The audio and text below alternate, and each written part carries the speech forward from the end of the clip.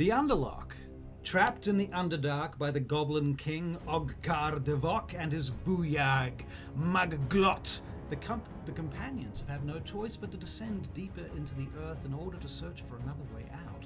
Following a rickety goblin staircase, they have descended into a giant vertical shaft below the Ostorian megaron, where previous negotiations have failed. A descent that has brought them to the fallen head of a cursed stone giant, resting at the base of the well. Outside this base chamber, brackish water lapping at the shores of an underground lake, whose edges are connected by an endless multi-span bridge bisecting the lake like a highway, its ancient towers and spans broken and half ruined from centuries of decay. Who built the structure is unclear, but in the distance towards the center of the lake is an alien cityscape, illuminated by an unnatural glow. It was here on the edge of this oppressive body of black water that our heroes encountered Zin, the orphaned drow boy child. Kind enough to share his knowledge of the local denizens and his putrefied blackfish with the group, it was Zin that warned the companions of the tentacled Old One that inhabits the lake. Thus it was that they took Zin on his word and followed him to meet his guardian, the one he calls D'Azarak, as they began their search for the forge exit. Crossing the ancient span bridge, one broken span at a time, over the deep black water of the Underlock, D'Azarak seems to have been a trap, the fisher child the bait, and the darkness and poison their only reward for our companions' good deeds. Fighting off the Dryder, D'Azarak and her Booyagh followers in a running battle leading from inside one of the many broken guard towers on the bridge to a muddy patch beneath proved difficult, almost deadly. But it was Leith Mistralath who dealt the final blow, sending the Dryder to her doom in a final confrontation as Milford Brixton kept her distracted with acrobatic finesse. Surviving the battle, a company of dwarven slaves on the long march to Abnog-gur. And where is the drow child, self-proclaimed exile of the drow matriarch, Makaida Ra'ash, Zin? Our heroes lick their wounds now as they recover on the Aboleth Bridge, the effects of the drow poison wearing off, the oppression of the lake below them, and the story of the Old One within weighing heavily upon their minds. With a company of dwarven prisoners in hand now, they will continue. Will they continue to the forge exit which Zin spoke of? Do they still trust his word? Will they take their chances and head for the mysterious alien cityscape beyond which lays more danger with the dark elves of Abnog-gur? What began as a small side quest has become a desperate search for escape. How will our companions be trapped? How long will our companions be trapped in the Underdark? What is to be learned here, and is it worth the sacrifice? Welcome back to the Vaingate Chronicles. I'm Russell Kirkby, and these guys here, these are our players. Starting with Barry Tahir as Milford Brixton, Steve Austin as Leith Mistralath, Joanna Grotenhouse as Goodale Dala Talandaran, Max Easy as Adrian Monkoff, and Michael Beach as Adric Faulkner. And so now we continue into the Underdark. How is everybody tonight? Oh, well, but a bit of both. How are you guys? We'll start with that. Yeah, everyone's good? Okay. Feeling up for it? Excellent. So, where did we leave off? Who would like to do the recap this week? Well, I had just finished off telling the dried out moment. Right. I believe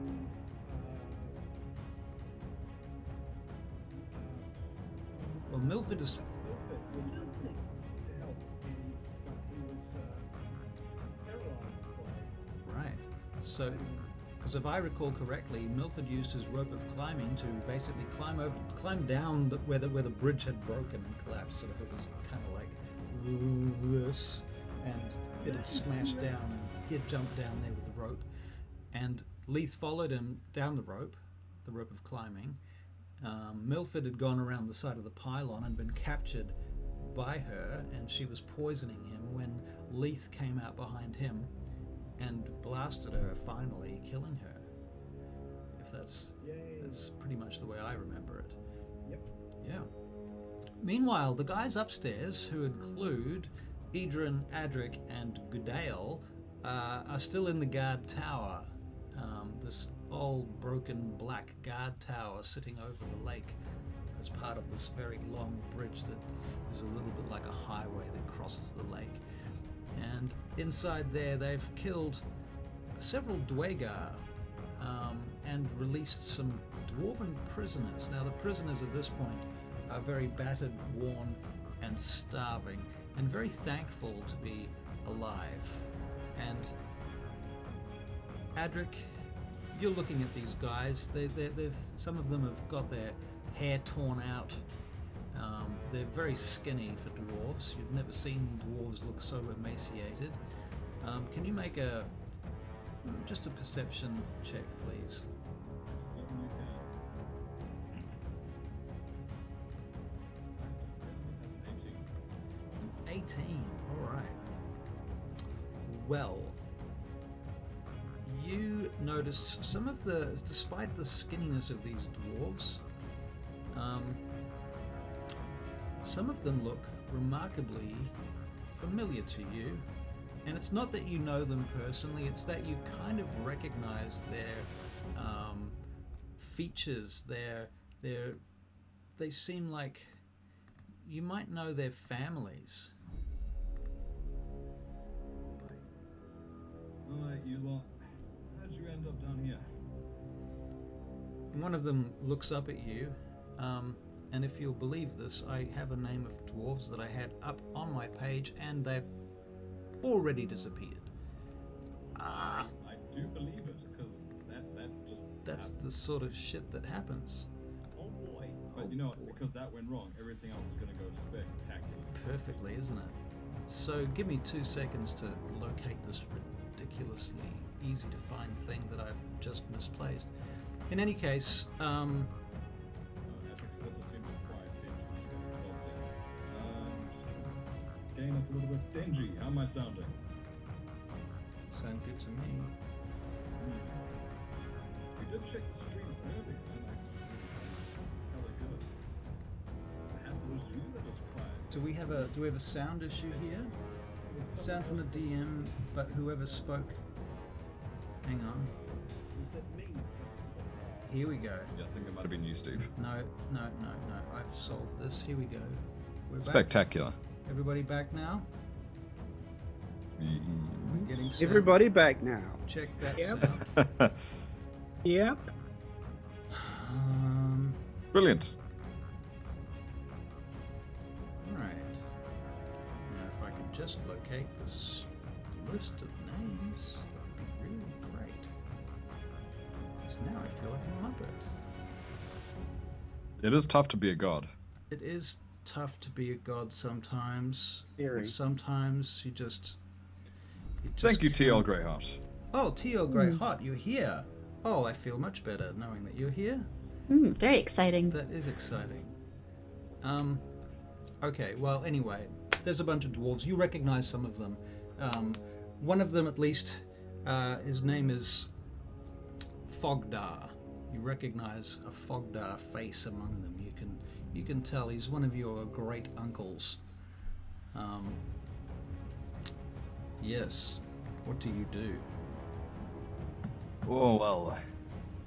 So, how are things going besides this? He looks absolutely terrified. Oh yeah, because I'm in my 10-foot form right now currently as well. Right. And I don't think none of them have seen that. Right. So you are currently in your oversized form. That is interesting, isn't it? Yeah. Yeah. I'm sorry, I'm just mystified why this list of names has just vanished from my whole spreadsheet. Like, what the living hell is going on? Like, I had it here and it's literally disappeared. And it really is fucking weird. Yo, Greyhawk, this is my family. We're not stomping them. If anyone's getting stomped, it's the Goblin King. He's getting super stomped. Tell you what, you guys, what are you guys doing with the Drider right now? Are you staying down there, or are you going to return to the other players, to the other characters? I'm going to try and get Milford walking. Because I can see that he's been.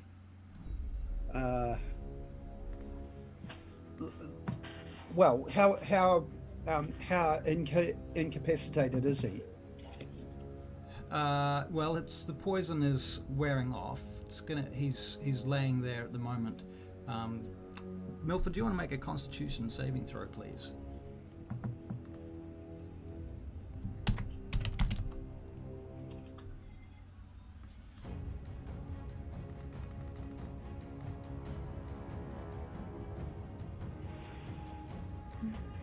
Aha! Found them. I knew I had Fantastic. them. You know how spreadsheets go off the side of your screen? No. No? Okay. They do. They do. They're too big for your screen, and you've got to scroll out the side of your screen to find them. So frustrating. Barry? Okay. So yeah, Barry, what did you get for your Constitution saving throw, please? You're still muted. 12. 12. Okay. Yeah, he's beginning to twitch a little bit. His hands are starting to move a little bit. His eyes are moving around.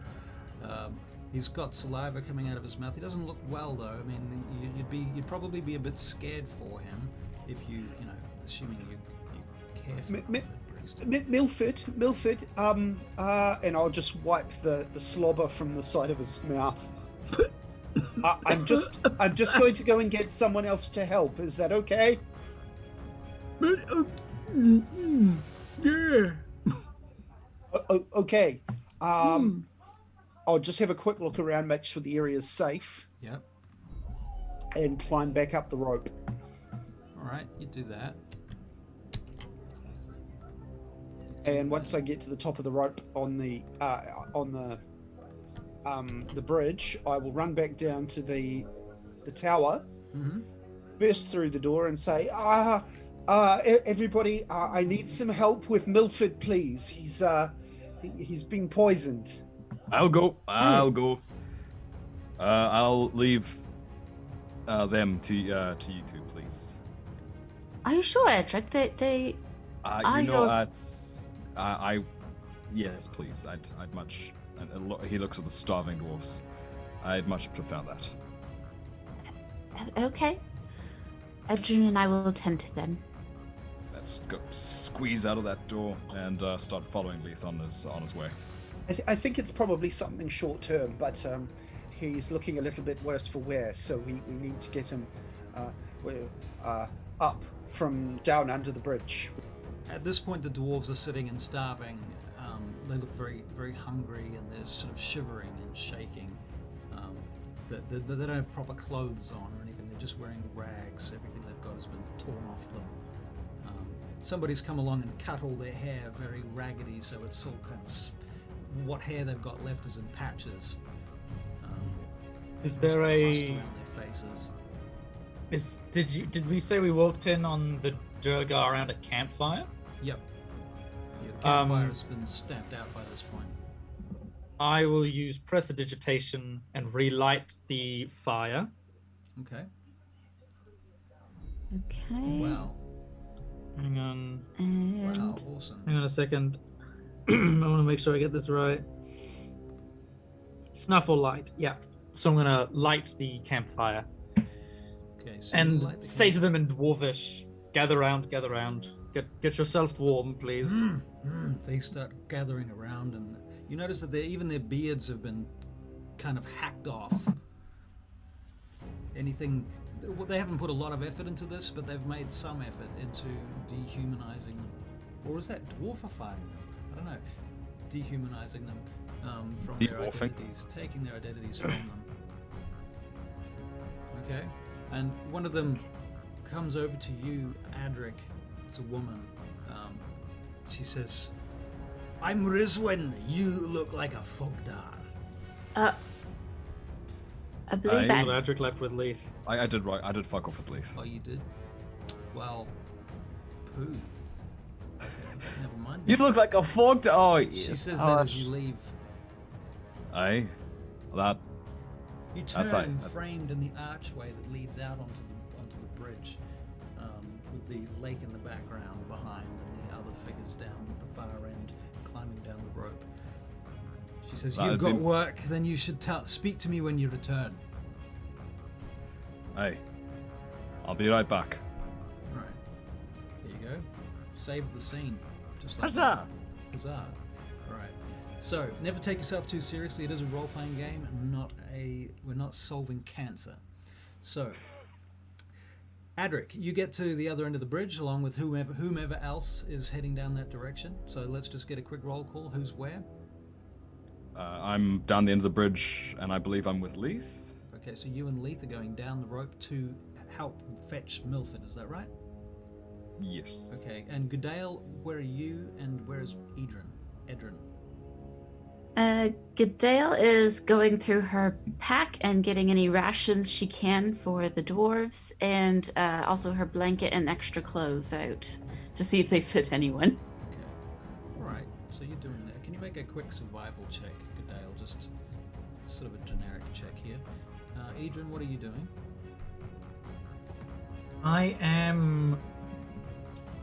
I just lit the fire. I'm seeing if there's anything else I can do. Pardon me. Seeing if there's anything else I can do.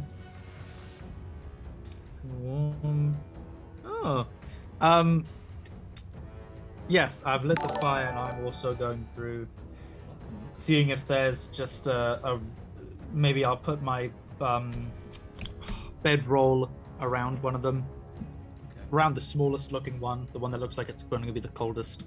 All right. The one looks up. It looks like a fairly young dwarf, actually, like a dwarf child, looks up and touches your face. There's dirt all over his face, and just looks very relieved. Very relieved indeed. All right. I'll Yeah. conjure a cloth and start wiping his face down, All right. cleaning off the muck. One of the others looks over to you, says, "You're very kind, sir. Where are you from?"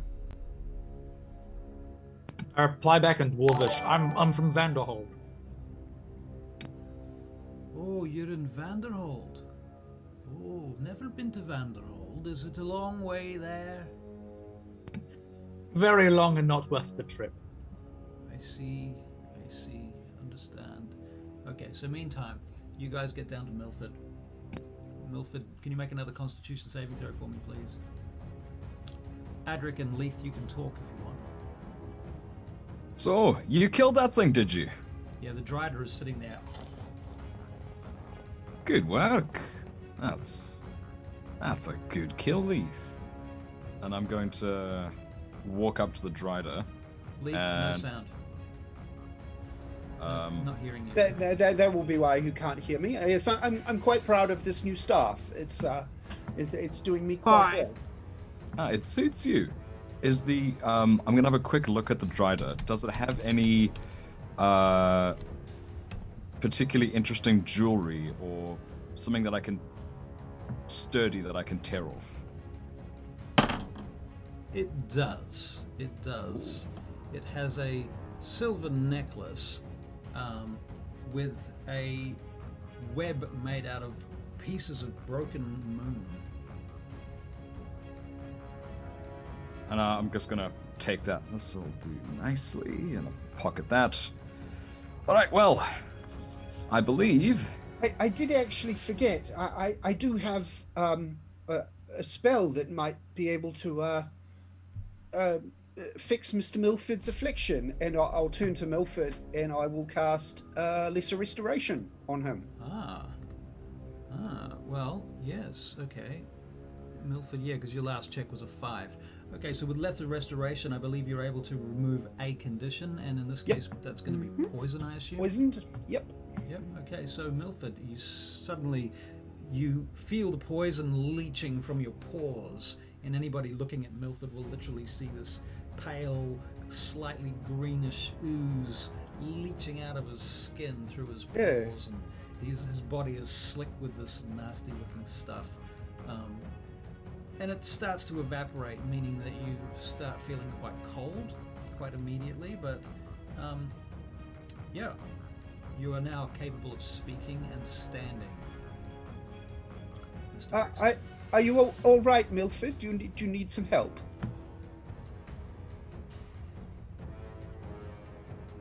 Oh, I've got to see. Oh, won't be doing that again in a hurry, I tell you. Yeah. Well, you won't have to because it's dead. Yes. Oh, I know we did a good job, didn't he? Very he did dead. a good job. Oh, thank you, Milford. Excellent. Excellent. Alright, well, we got a few dwarf captives upstairs, Brixton, and sooner we get out of this place, the better. They might have some information for us. Okay. Okay. You What? didn't happen to see Zin, did you? No, I didn't happen to see him. But if I do, he's not going to be seeing anybody. He walks past in disgust. So you walk around the busted up Drider, this half spider, half drow elf creature, laying there on her side, looking at you, eyes wide, staring, her face slack. I stop and I wonder for a while. I wonder where your poison sac is.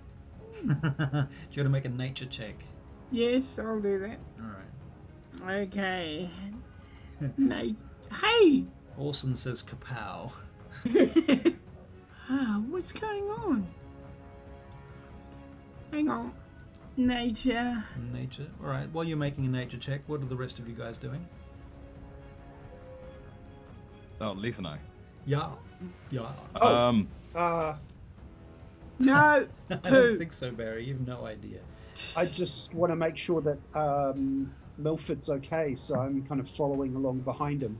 Alright. I walked on over to the rope. When you two are ready. Alright. So you manage to get up the rope without too much of an ordeal. It takes a little while because obviously Milford's not feeling great right now, but you manage to get him up there. And Yeah, you manage I let Brixton go ahead of me, so if he falls, I can try to catch him if on his way down. Right. Fair enough. Alright, so you get up to the top and you head back to the tower, I assume? Yep. Alright. Yep.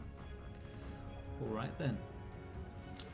And there is Idrin and Goodale tending to these dwarven captives. They're sitting around the fire, huddled together. Edrin, I'm most grateful that you're able to speak Dwarven. Oh, yes, well, I mean, we all have our uses somewhere, I suppose. I'm surprised Adric didn't want to stay behind and catch up with them, considering he might be familiar to one or two of them. Yes, it's odd, isn't it? He's normally quite gregarious with every other creature we've ever met. Who are you people? He was... What are you doing here? Why in the Oh, world we're lost. would you come down here? Are you crazy? On accident. It was a complete... well, I wouldn't say accident. We didn't plan to come down this far You down, didn't plan and to then come we down ended up... this far. Or we didn't plan to come down this far either. Haha. Can you imagine? No, I'm sorry what happened to you. That must have been dreadful. But you're relatively safer now, and I hope we can all get out of here in one piece. I don't count on it, sir. Oh, it's worth a try, isn't it? Which way are you headed? Towards what is called the Forge. Not sure if Oh. you know of that. We came through there on the way. Okay. So in that case, we'll be retracing your steps. I suppose. Yes. All right. Some That's a of good the time sign. They had us blindfolded, but some of us Right. managed to see a few things, didn't we, Valida? I think Eberk might have seen something too. Is that right? Eberk? Eberk? Eberk, are you awake or dead? Eberk starts to wake up. Oh, praise Moradin. I thought you were gone. Oh, Adric and Milford, you come in with Leith. Eberk sits up. I am alive. Oh, I say, this is quite a lot of extra people. Where did these folk all come from? You didn't see us in the darkness, I fear. Oh well, no. How did you all get here? They marched us here. They marched us down from the Banakaya. Oh, I see. That's quite a distance they dragged you. It is a long way. I can only imagine it's taken months, but I have not seen the sun. Neither of them. Huh. Neither Solum Pingal or Ida Solum have we seen for many a sleep. Oh, hopefully you'll see the sides of your home cavern soon. So how did you get down here? It's a long story. We were mining. And, Oh. it is our assumption that they must have cut us off somehow. They've broken in behind us on the shaft that we were mining in, and we were of quite the same situation. They knocked down the path behind us, so we were hoping to come out through this way. Is the road blocked? well, I've good news and bad news then. The good news is that the road back is indeed probably the fastest way out, I suppose, or at least there is a way out.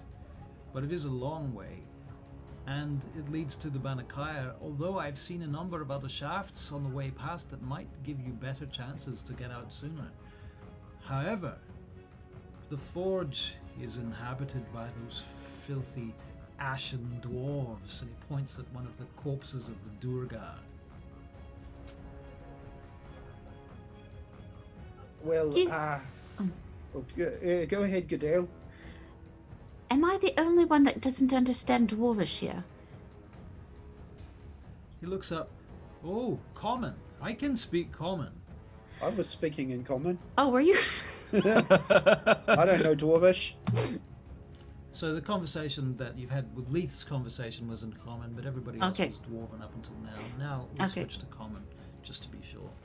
Okay, thank you. No problem. The forge is full of them. There's a whole clan of them up there. Hideous bastards. They'll certainly slow your progress out. The forge itself is I've never seen anything like it. It's like it's a giant forge. It's not one of ours. What they do with your weapons and clothes, do you know? Oh, I have no idea. I imagine they burnt them or sold them, traded them, used them, threw them. We don't know. Well, who amongst your number feels a bit more sturdy? Because you may have to make use of the Dwerger's gear. A couple of them stand up. Orif here, Orif Trueblood, you can swing an axe, can you not? Orif stands. I can. And Brotor, you and Fargrim, Halgrit, surely you can assist with an axe. Take that one. Gillid Durthane, you. Can you stand? She nods. You too, you can take a pick. Take that one's pick. She nods. So they begin to arm themselves. They pick up some shields and things, and they steal some of the Dwegar's clothing as well, their cloaks. They don't particularly want their clothing, but at least their cloaks. Warm boots and things like that. They take what they have to. They're not really excited about wearing Dwergar clothes and equipment, but they're kind of in a bind, so they do. Is there anybody who's currently unarmored or unwarmed by clothing? There's about 10 of them that are not very armed or warm. Adric's gonna take off his shield and his hammer. All right. So one of you take these, and he's also gonna take out his common clothes. And one of you wear these. Okay, and they put those on. They take those. I'm afraid I don't have much else in the way of gear. I'm afraid. So I'll have to do. Give the hammer to Rizwin. She's a fog dart. You two can stand together. Aye, Rizwin. A pleasure to meet you. She nods. And you, Adric, there'll be stories about your name. Believe me, when I return home, I will tell all the bards of the Banakaya. Your name will be engraved in the walls of our halls for this deed and on this day. If only we know what day it was. Well, sooner you'll be out finding a new day. But if I may, I have one question before we continue. Alright. How's Miglaya? You haven't heard, have you? Miglaya. I need to check her name. Sorry, I didn't plan on this. Miglaya Cragborn. Now, out of game, remind me. Miglaya is Adric's wife. Adric's wife. Alright. I'm not sure. Perhaps it's a different. Which city of the 7 did you hail from? And when he says the 7, can everybody make an insight check, please? Everybody except Adric. Adric, you know what he says.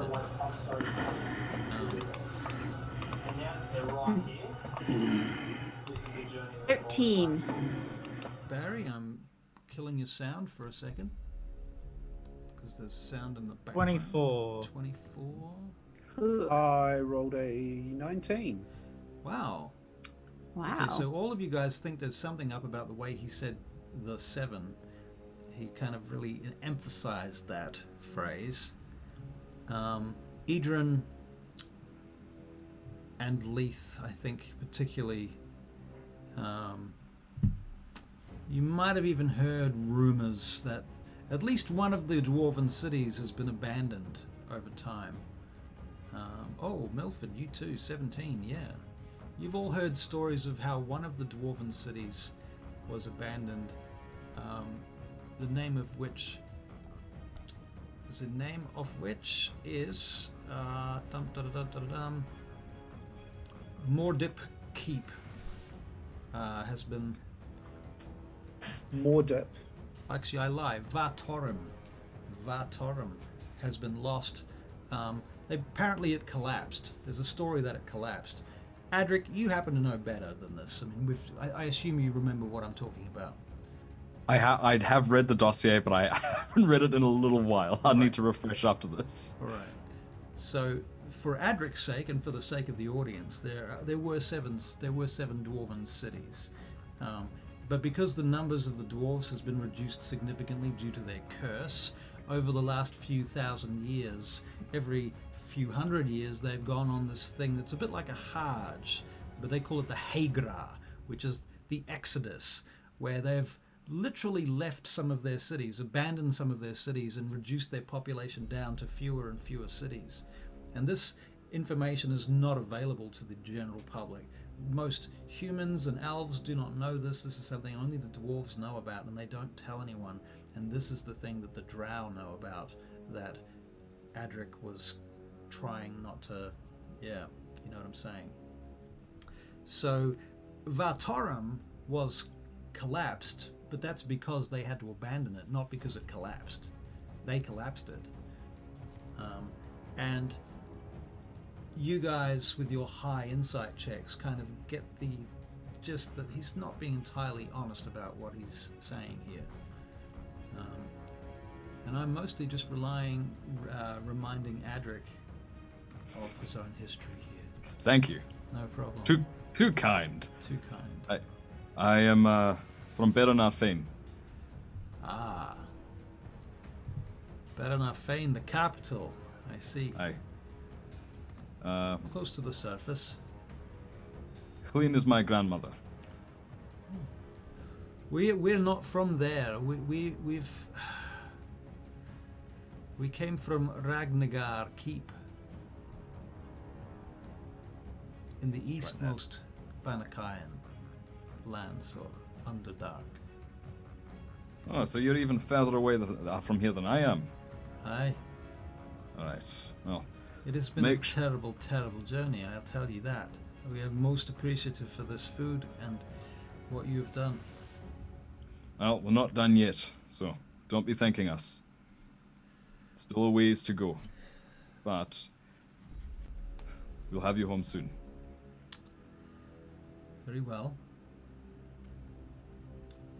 Now, I assume that everyone is relatively rested. Out of which group? Are you talking to the players or to the NPCs? I'm talking to the NPCs. Relatively rested, yes, I suppose. Good enough. Aye. Excuse me, I've got a question to ask you. The dwarves look around at you. Who amongst you can use a short bow? A couple of them raise their hands. Well, take this then. Give it to Okay. Vondel. Here, Vondel. Take this. Vondel takes the short bow. Thank you, my lord. All right, I know I'm not lord. Okay, I've You're got lord some. to us, sir. You saved us and you killed the Drider. Well, he killed the Drider, the handsome-looking young man over there. They bow to you, Leith. The whole company of dwarves bow to Leith. Leith, I Okay, can't hear I've you, got. mate. It really was a team effort. I can't take full credit for it. They bow again to the entire group. Just accept it, lad. They'll not let it go. Yes, thank you. Okay, I've got some clothes here.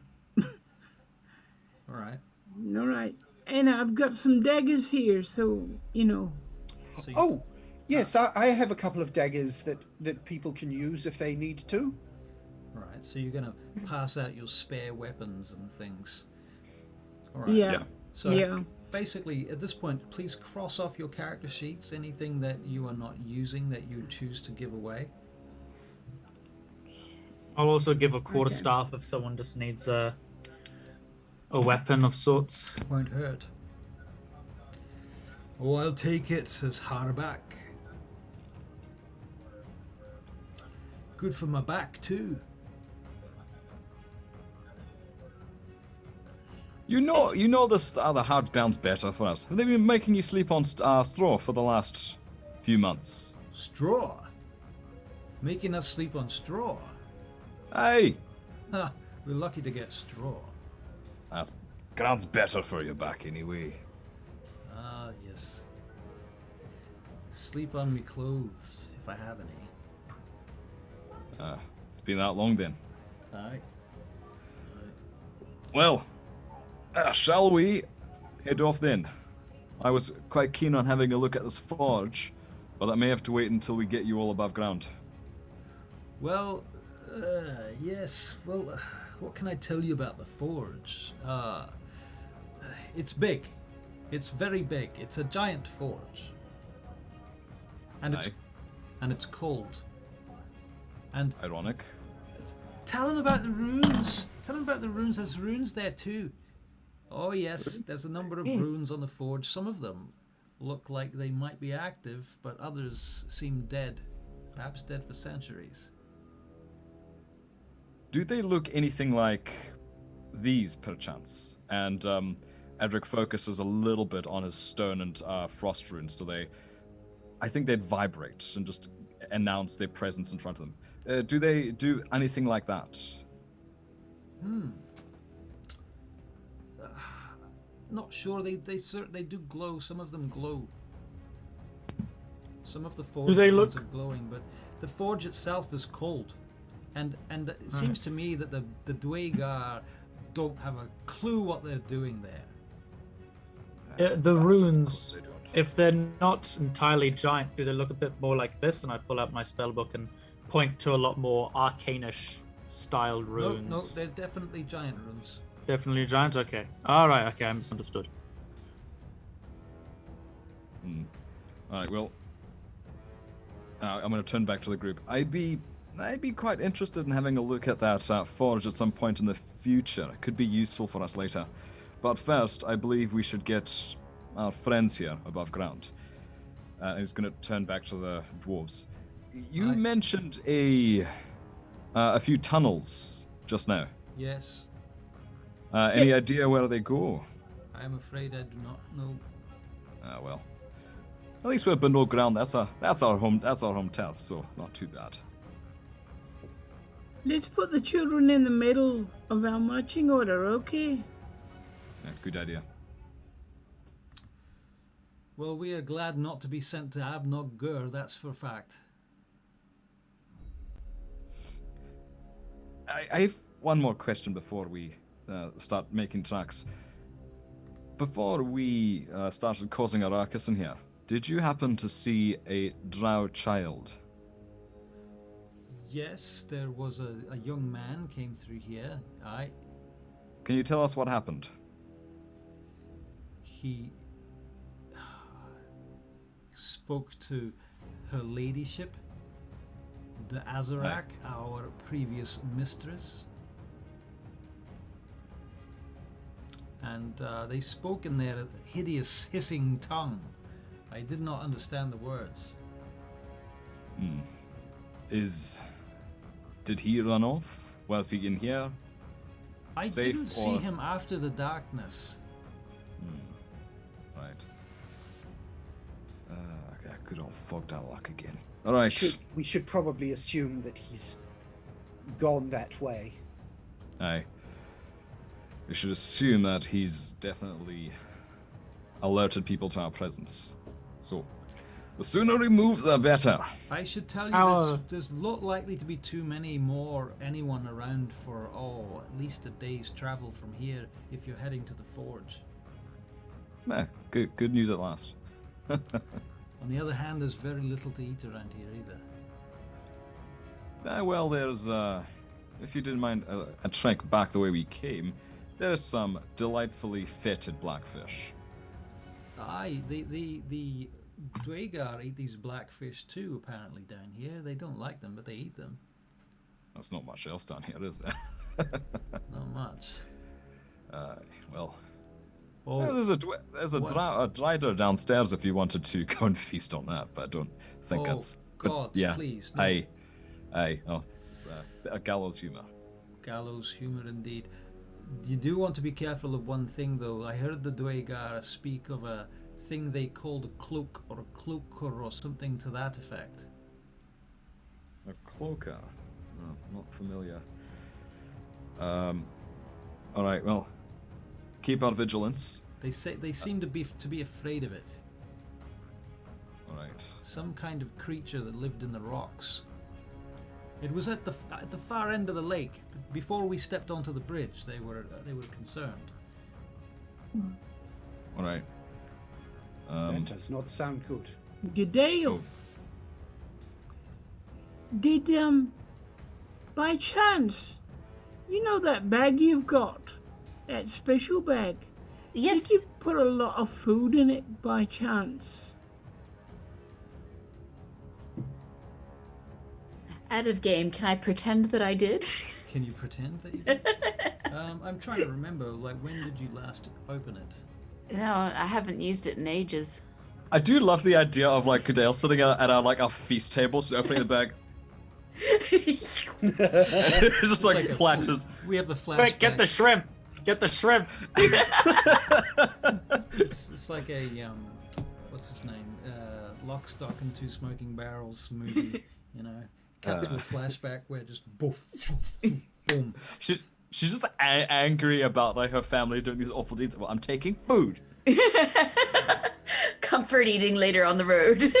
Goodale, I'll give you a roll for this. I think we can have we'll just make it a survival check.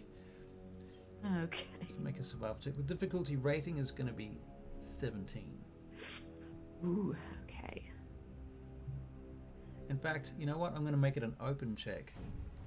So anybody who has divinity that wants to spend their divinity, those of you in the audience that have divinity, that's the little button at the bottom left-hand corner of your chat box. There's a little purple circle with a little infinity sign next to it. That probably that's what it looks like. That's what it looks like on my screen. That's your divinity. And if you click on it, you can spend it. And that People allows in the you- chat, Yeah. may I implore you to please make it as low as possible, because I need this mental image of Goodale shoving food into a sack to be canon. I need it. You have no idea. And there's starving children to think about, you know. Exactly. Yeah, that's right. And I haven't had a good chance to use Oh, that. there Oh, you go. thank you, Coral. Wow. Huzzah! DC 5. 5. I don't know if that's actually possible. It's not actually Roll a one. possible, but Roll a I one. will say we'll make it as low as possible. We'll go Oh. for a 10. All right. I Thank did you, Coral. actually That is a good roll. call. Thank you. Okay, Carl. Shall I roll again then? Okay. Yep. Why? What did you roll the first time? Don't tell me. Well, I rolled a 19 and then I rolled a 17, so it's Wow. Okay, so yeah. in both cases, yes, you can take that image, Adric Fogdar, and put it in your head. I'm so There you happy. go. There you go. It's it's now. Thank you canon. very much, people. So you have a whole stack of food in the bag of holding. okay. All right. Well, as it so happens, Milford, I can't believe I didn't think of this earlier. Well, you know, in my profession, we have to think of everything. Yes, there was quite a bit at Bragan's feast that looked too good to pass up. So she reaches in and she brings out bread, and I hope the bag of holding keeps things fresh. Right. Yeah. Well. Yeah. I mean, it's not the freshest bread. Let's be fair, but it's Okay. Okay. And some I will fruit use Make it prestidigitation to toast. warm up the bread. And... Aw. Okay. What were you gonna say, Barry? I was gonna say, make it toast. Turn the bread into You toast. could literally toast it on the fire that you created earlier with, you know. Dun, dun, dun, dun. In any case, you feed the dwarven prisoners who are now emancipated. Russell, How are is we there any feeling? chance that this is a short rest, perchance? A short rest, perchance? I think it could easily be a short rest. Button Alright, time! I was about to ask, how are we feeling? Do we want to sit down with them, or how eager are we to move, or are we feeling a little bit sore? and I'm need a gonna show break? the kids tricks, like their coin behind your ear sort of thing, and all this sort of thing. All right. All right. Can you do a performance check for me, please, Milford?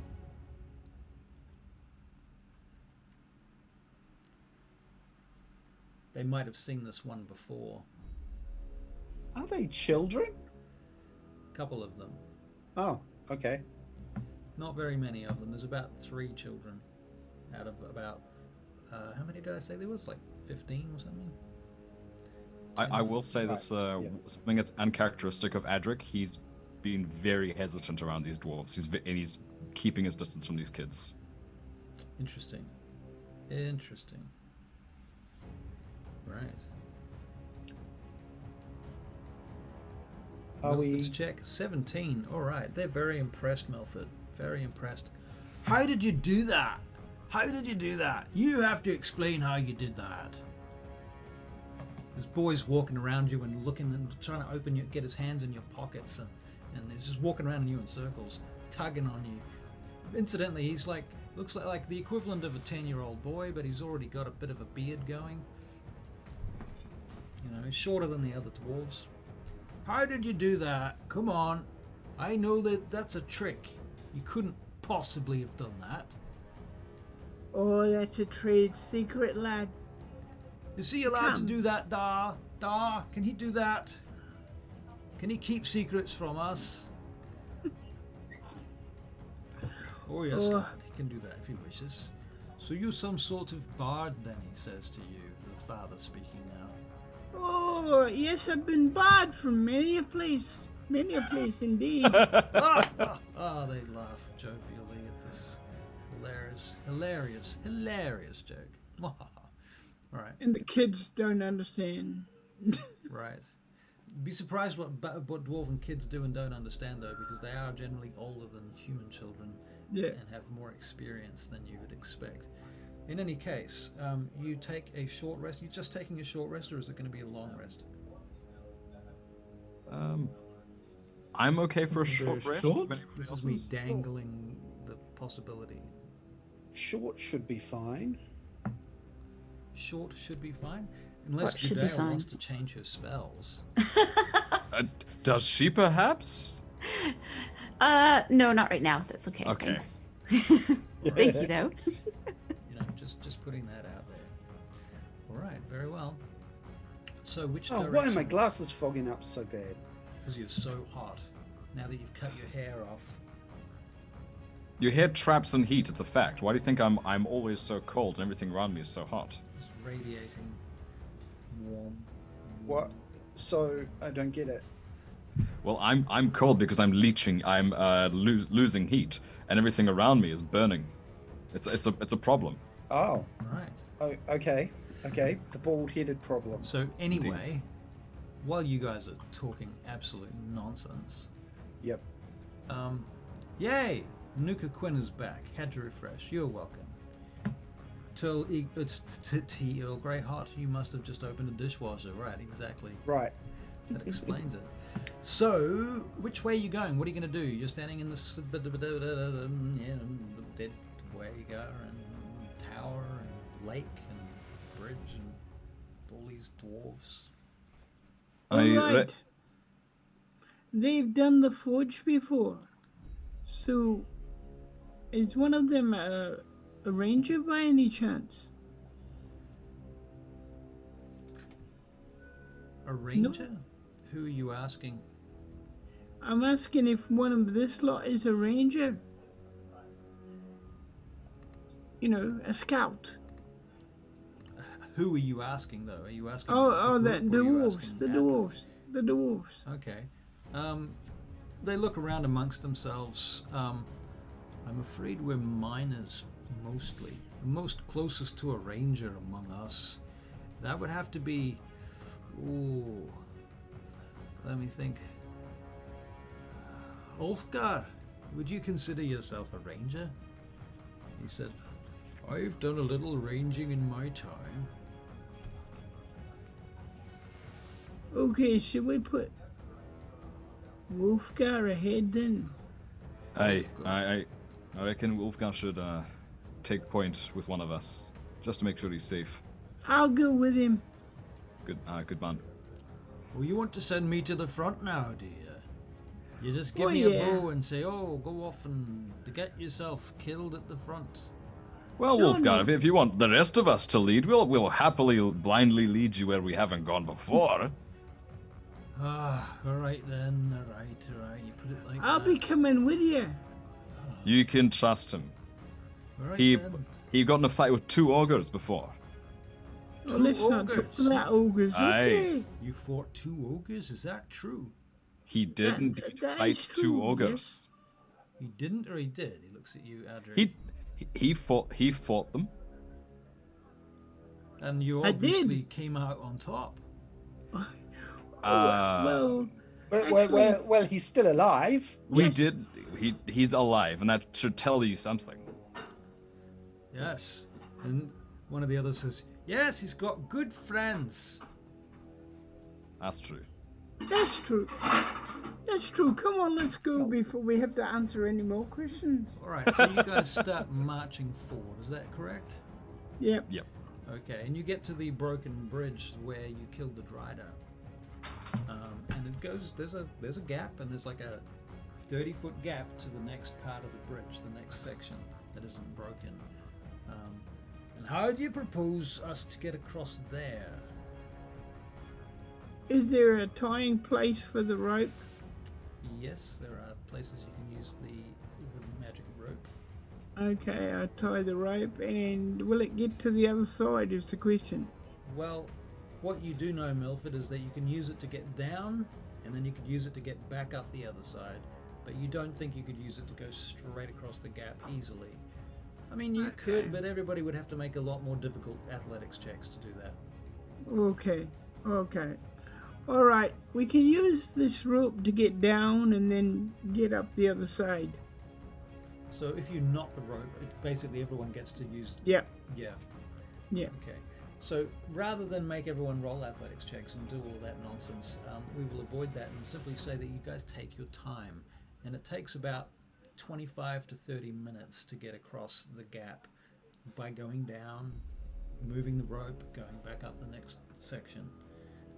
It takes a while, and anyone who's there, Leith, in fact, I'm going to get you to make an intelligence check whilst you're watching everybody doing this at some point. Intelligence. Yeah. Okay. That's a 3. Did I say Leith? I'm sure I meant Edrin.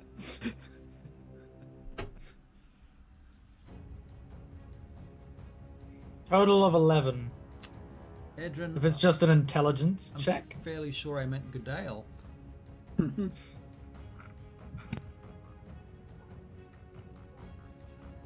Gadale.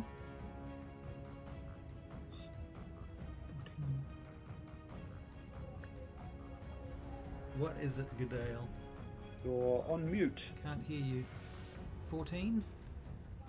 14 is good enough. My apologies. That's all right.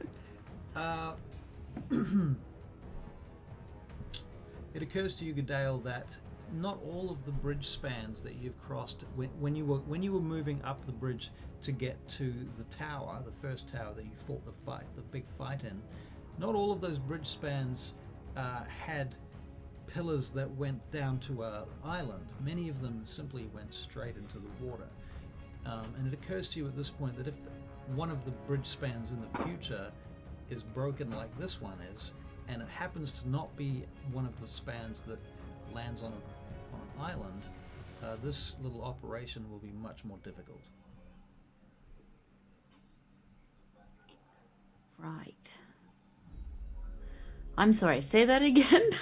I don't know if I actually have the actual intelligence to understand it. Okay, so you know how basically there's a gap between the two bridges, Yeah. right? One of Yes. them's busted. And there's a pillar holding up both of those spans. Ah, right, then it, right. Right, and one of the pillars is smashed, which is why it's down in the water. Now, that particular pillar, underneath the bridge, there was an island, which is where Leith killed the Drider. Mm-hmm. But not all of the pillars on all of the spans of all of the entire bridge have islands underneath them. Right, so we could end up going for a swim. Meaning that potentially, if there is a broken span further down, there could be a swim involved, yeah. Right. Okay, who's next to me Who's next to you? as we're making our way? Whoever you want. Whoever I want. Edrin. Oh gosh, maybe not Edrin. I don't want to talk to Edrin about water. Good point. Good choice. Leith, Yes. have you noticed the way the bridge is broken? Well, if we make a wrong step at the wrong place, we may end up getting a bit wet. Oh, yes. Wet dwarves are never a good look. So I'll point this. Well, how would you suggest we try and get across? Would your boat, your folding boat? Oh, of course. I have such a bad memory for these things. Let me climb down and I'll set up the boat and we can get across as quickly as possible. So I'll ask Milford, might I be able to borrow your rope your rope to climb down, and I'll set the boat up down the bottom. Why are you setting the boat up down the bottom? So we can get across the river a bit more easily. Did we forget the big scary thing that's supposed to live in this lake? We'll be on the water as little as possible. We've just, I mean, I mean, It's we could either stay on that the or bridge. or we try to jump across here. Well, I thought we were descending and going across the island and then rescending. Well, I thought it was later on. There aren't islands under every single bit. That's the. Right. That's So the what you're saying? What you're saying? You're saying if the pillar falls down or something, that we might go for a swim? Potentially, yes. Oh, Or have to wade across. So, or yeah. have to wade across. Now, Edrin, knowing your dislike for the old splash, which would you rather? Would you rather try the boat than go for a splash by surprise? Well, it depends on how big the gap is. I can get across a 30-foot gap quite easily. You can now. If it's bigger than 30 feet, we're in a bit of an issue.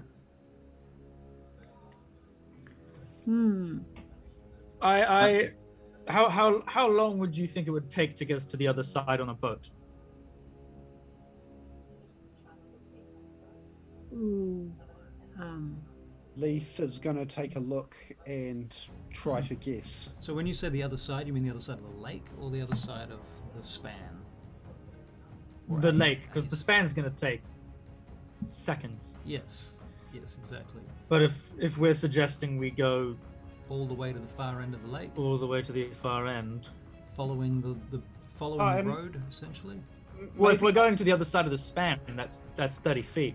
Yeah. Maybe I'm misunderstanding the layout. You pretty much. Okay, let's do it this way. You're gonna make me work. You're gonna make me work. All right. Fair well, enough. that's what we pay you for, lad. Well, it is your job, Russell. That's what you pay me for. Yeah, that's right. We don't pay him anything, poor You threw man. a simple puzzle at us, so we found the most ludicrous, simple solution rather than the right one. It's very D&D. Actually, Leaf found the most ludicrous, simple solution. Oh, we by proxy. Okay. I believe I was the one that suggested the boat. So, Leaf by proxy? Wait, I thought I heard my voice. No, you're Gucci, my guy.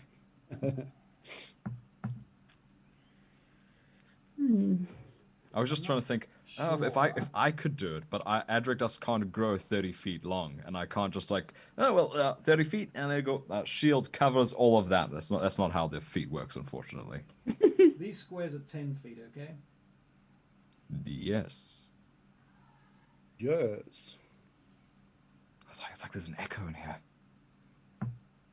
Is there an echo in here? No, that was a joke because you put under the deep voice. Yeah. That was the joke because I put it. Your humor, This is where the Edric, is Drider getting. is down here. Yes. Okay, that's the Drider. Right? Sorry, audience. Russell never took art school, so just bear with him. Yeah. I think it's a remarkably passable pizza. Yeah. Well, you have to say that. Okay. You're so dead. No, it looks like sausage roll with Did I hair mention on the it. fridge? Okay. So what exactly do you want to know here? So, That's an island. All right. That's the first span. That's the other span. This is where the Drider was killed. This is you getting across. If you want a larger scale kind of an idea, is that another possibility? I think it was the concept that later on, if there's a collapse and there's no island, we're not going to be able to walk across the island and then get up, Yeah. which is that's- what you said now. Right. Basically. and But I that's the think thing. we thought that implied that there was one that we had to currently have to cross. Not yet. No. That's what the Gotcha. intelligence check was all about. Was projecting that concept. okay. So let's just We climb rolled down. low. Me and Leith rolled low anyway. So Yeah, that yeah. tracks. Yeah. Okay. All right. All right. So we're good now. Everybody knows what's going on. Yeah. I think so. Excellent. Excellent. Yes. Well, I mean, why don't we just climb down, walk across, and climb back up again? I'm now a little bit lost as to why we And need that- the boat That at is, all. in fact, what you guys do. Unless you, at this point, decide that you want to use a boat, just in case you hit a span that has no island. I want an excuse to use the boat, really. Right. Fair enough. But this is not that. This is not that moment. No, So- but when we get there, Yep. if we get to there, a group of us could use the boat, and perhaps Edrin might be able to use a misty step across. Yes, that's the plan.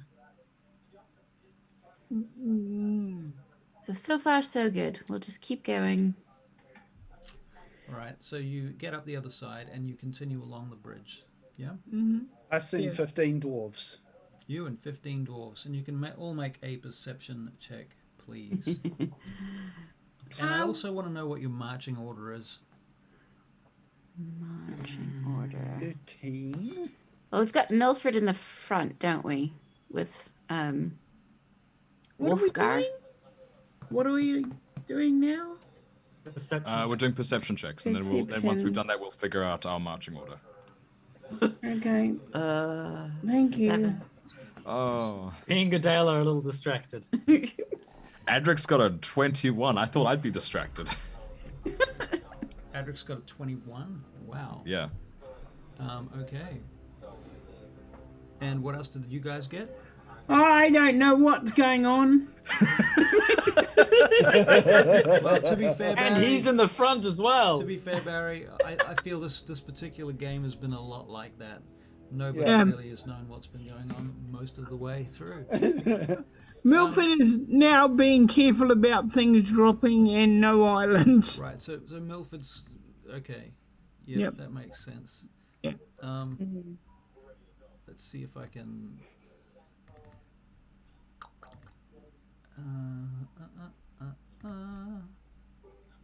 What's the name of the guy I'm walking with? The guy Wolfgar. that you're walking with is Ulfgar. Ogkar. Ulfgar. I misheard that. I'm terribly sorry. Yeah. Me Ogkar. too. Yes. You gotta Right. be looking out for islands and pillars falling down now. Right. Ulfgar, he says, very well, I can do that. Meantime, Adric, with your 21 perception check, you're wandering along, you're walking along, and you hear a splash in the water. On the right-hand side behind you. I'm going to have a look at it because it's caught my attention. I was like, that's not good. Right, can you make a perception check? Wisdom perception check, yes. Oh, it's an investigation. Ah. It's an investigation check. It's an investigation check. You already made a That's perception check. that's a 23, but with my investigation, that is a 24. Wow. All right, and you see a shadowy figure of short stature swim in underneath the bridge behind you. It's not familiar at all, is it? Somewhat familiar. Would it be Zin-like, perhaps? No, it would not. Oh. Okay, that's god. I guess this is next going to answer our marching order thing. I'd say, well then Adric's close to the end really, to see this. Who's closest to me? I want to tell him about this. You can choose who's closest. Yeah, Edrin. There you go. I would say Because Ethan's I would closest. kill my rock right now. Yeah. Ethan, I believe we're being followed. There's something in the water. What? Actually, I take that back. Don't look. We're fine. Is it many Well, limbs? What is it?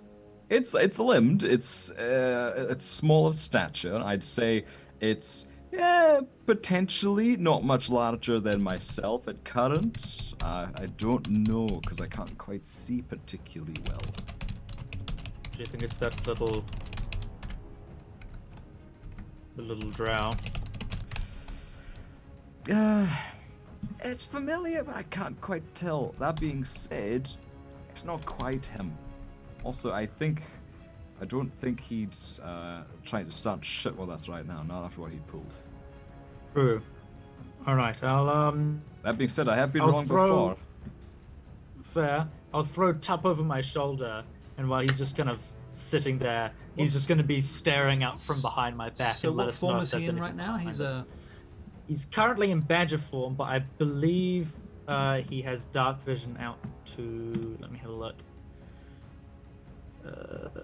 He has dark vision up to 30 feet, and he has advantage on perception checks that rely on smell. But basically, he's just going to be constantly watching our backs, Right. because we're going to be obviously looking ahead, and Now, we don't want to catch on. Okay, the bridge is 10 feet wide, and each side has a little bit of a banister, if you like, a bit of a handrail, as it were. They seem to be quite refined and narrow, these handrails and what have you, made of stone, with very slow, gentle arches and decorative, what is that called? The curling, the rounding, the shapes in it. There's a term for it. Oh, Embossing? No, That's not it. something like that. Any case, in fact, you can make a history check, Edrin, to just recognize it. Adric, you probably do recognize it. The more you've been here, the more you think it's probably some ancient drow shit. Edrin, you're not sure. 12 is not quite high enough to really know what it is, but definitely average to medium-sized sort of humanoid. Fuck, what is that called? Anyway, point is, Carving? what did you say? Carving? Yeah, that's another word that ties into it. It's not the word. Any case, doesn't matter. Edrin, whereabouts on the bridge are you walking? Are you close to the right-hand side, close to the left-hand side? Are you dead set in the middle? I'm gonna be as close to the center as possible. Okay. But naturally, if I'm walking abreast with Adric, I'm gonna have to be on. All right. Can you I'm make picturing. Oh yes. Can you make a perception check for Tup, please? A smell-based perception check. Okay. Let me just see what modifier. If he gets a modifier for his perception. Fire is a +1, so I'm gonna roll 2 d20s and take the highest. All right. Because he's a sniffy boy. First d20. That is a as well. total of 17. Sorry, I rolled 2, and Yep. it's a total of 17 for him. 17. Okay. Tup sort of sits up on your shoulder and goes, and he's kind of facing over to the left-hand side, to your right-hand side, because you're going forward. So he's facing Right. back on your right-hand side to that side of the bridge, which is the side that Adric heard something swimming, and you saw Right. the shadowy figure swim under the bridge. Okay. Adric, you do know Right. it was humanoid, though. I'll give you that. I think I did relay that. I'll just do it again. Just so you know, it's not whatever tentacly beastie may or may not be in these waters. It's Yes. most definitely humanoid. So nothing to worry about, Edrin. Right. Very good. Okay, we'll keep an eye on it, and if something moves, I'll have Tup over the shoulder. He'll just be he'll be the eyes and nose on the back of our head. Fantastic. All right. Well, he's sniffing, and he's sort of, you can feel his claws start to stick into your shoulder, like he's noticing something. Can you understand, Tup? Do you have telepathic communication?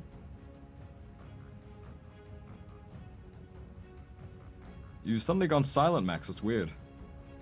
Or are you just thinking? Sorry, that was I pressed my mute button. While you're familiar with 100 feet, you can communicate with it telepathically. Right. Well, So I think it can give me vague, like, this smells like it smells ham. Like, it smells like goblin. Goblin.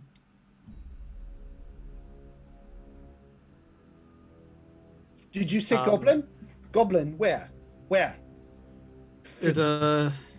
Where's that little bastard? Yes, Edric. Tap seems to think it's goblinoid. Ah, good. We've got a score to settle. Can I sense, with my dwarf ears and eyes, how close it may or may not be? 60 feet. 60, so it's 60 feet away from us, okay. Let's... Maybe I reckon less. we should... Hard to say. You weren't. When did you last look? God, I think top doing this thing, it's been about 20, maybe 30 seconds max. Okay. So yeah, you think maybe anywhere between 30 and 60 feet. Hard to say. Alright. Let's play ignorant for now. Let's let it get a bit closer, and then we'll jump him. If it starts looking offensive, if it actually comes directly onto the bridge, I'll get Tup to squeal. So Brilliant. The code for goblin is now presently behind us. One of the dwarves on the bridge is comes over to you guys. Did you say goblin? Oh no, I just said I was really hungry and I could go for a goblin some more food. I didn't have anything back there. Can you make a deception check, please? Why would he not believe me? That was Where's the my deception worst card? lie I've ever heard. It's a crit. Oh my god, it is a crit. Okay, so I'm gonna make an Oh my insight gosh, check. I was gonna try lend advantage, but I don't even need to. Right. So It was yeah. perfect. Oh, all right then. Oh, and he wanders off. Can I get Leith's attention by any chance? Yeah, it's up to Leith. I'm just gonna start waving in his general direction. Ooh, that's smack my mic. That's good. Yes, sir. What do you? Tap his brain. I'm tap my head. I'm trying to like indicate telepathy to him. Milford. Hello. I'm gonna think very loudly. All right, don't panic and don't tell the dwarves. But Eden and I have clocked a doing it, goblin I'm in doing our it. general vicinity. Are you actually telepathing at me, or are you? I'm thinking it very loudly so you can read my mind. Okay. I will. It's between 30 and 60 feet away from us. 19. Milford. I'll Sorry have to use interrupt my everyone. detectors here.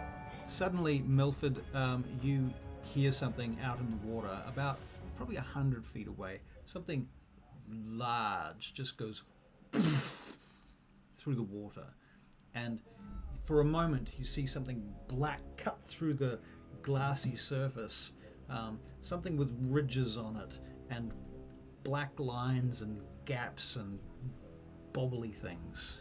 Let's move a little faster, can we? Good idea. So you kind of note the high-pitched tension in Milford's voice, perhaps. Yes. Are you all right up there? Just move a little faster. Yes, I think that's a okay. good idea.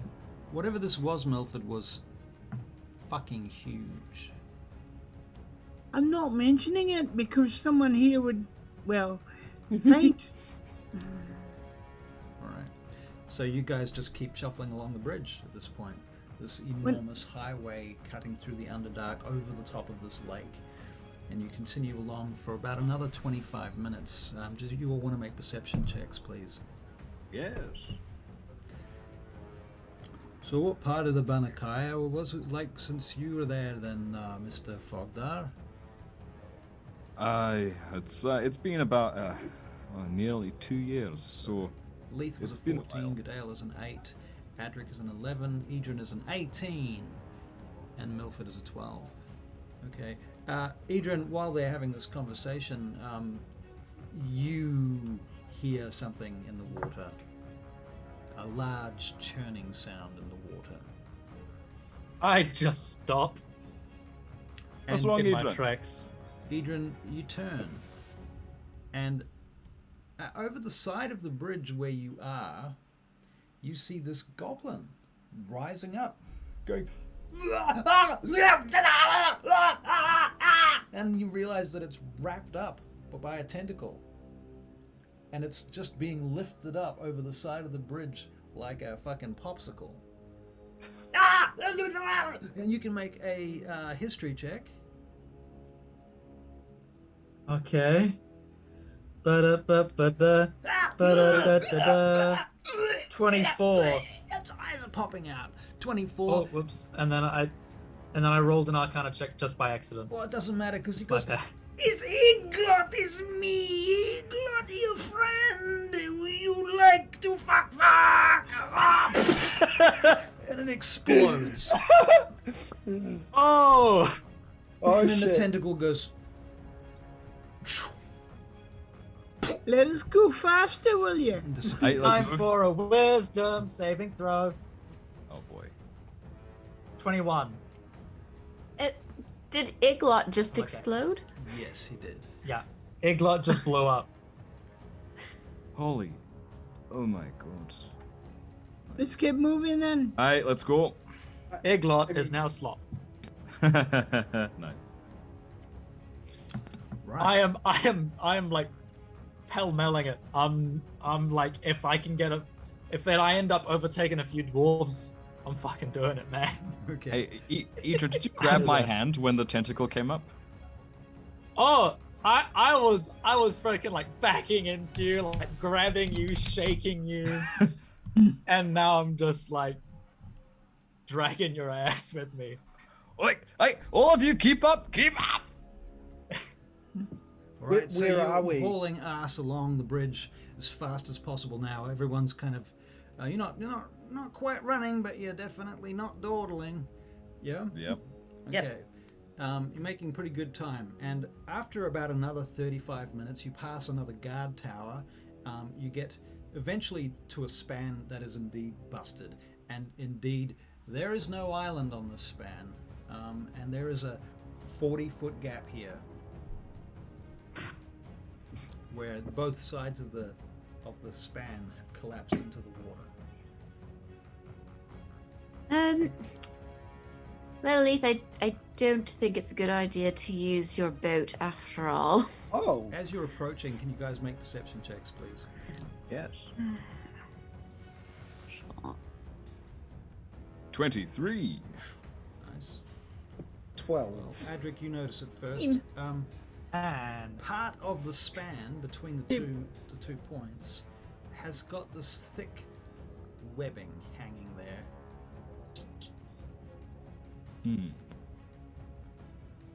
Wait, hold up. Just be careful. It Careful, looks there's a Torn. bunch of webbing here. Webbing as in a spider webbing, or I'm fairly sure it's a spider. Does it look like it's a spider from a giant spider? The one of the dwarfs steps forward. It's how we crossed. We came and this way, roughly you remember? Me and my people were brought down this way. You didn't come here, but we did. And the webbing was safe enough to hold you. Oh yes. It All was the Dryda's webbing. She made this to get us across. Took a few Aye. goes. We only lost one that time. Okay, that's troubling news. All right, so I believe we may have to go one at a time then across this thing. It doesn't look. About 300 meters off, on the brackish water, you hear. All right, one at a time, but quickly, please. All right, everyone make an athletics check, please. Milford Brixton, 17, you get across. Adric Fogday, you get across. Leith, Of course. Goodale, 15, you get across. Leith got a 4. Edrin, a 5. Oh dear. Can I use one of my inspiration points, please? Yes, you can only do ever I have have one inspiration point, just so that you know that. Okay, gotcha. I'll use my inspiration point. Yes, you can. And you roll a Oh yeah. natural I'll take 20. that.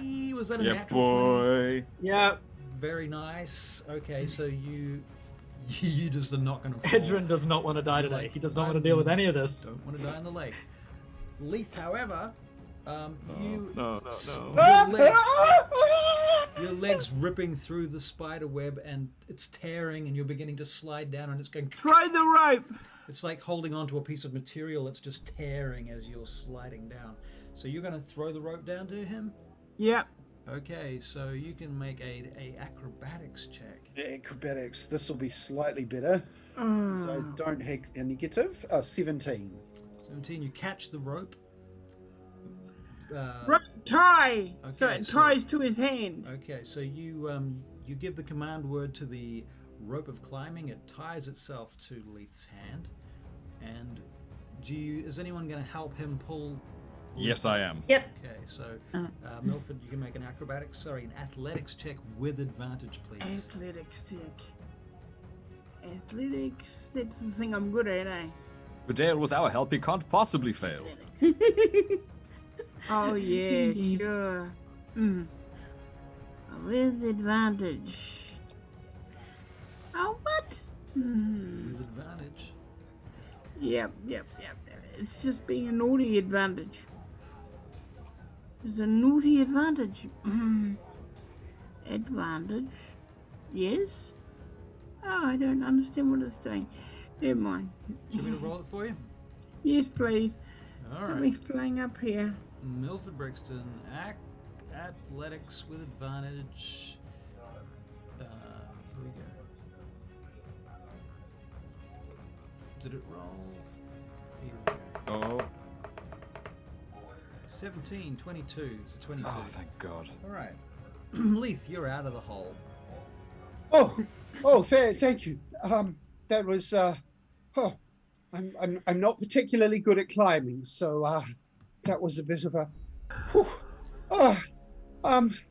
Yeah, I think we should. Get moving. I think Mr. Edrin's got the right idea. We should keep moving. All right, so you guys Yes, keep going. indeed.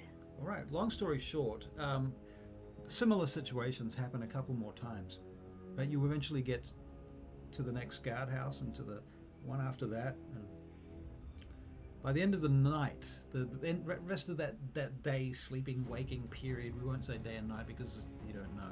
You haven't seen the sun for some time now. You don't even know what time it is. Your body clocks are getting more and more confused.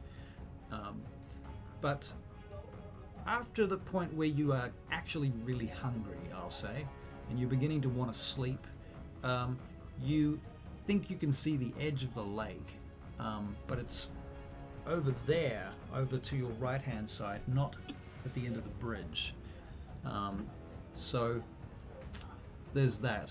But you're definitely making some progress, and one of the dwarves tells you that it should only be another half a day from here to get to the end of the lake. Well, that's good news. Should we rest, my lord?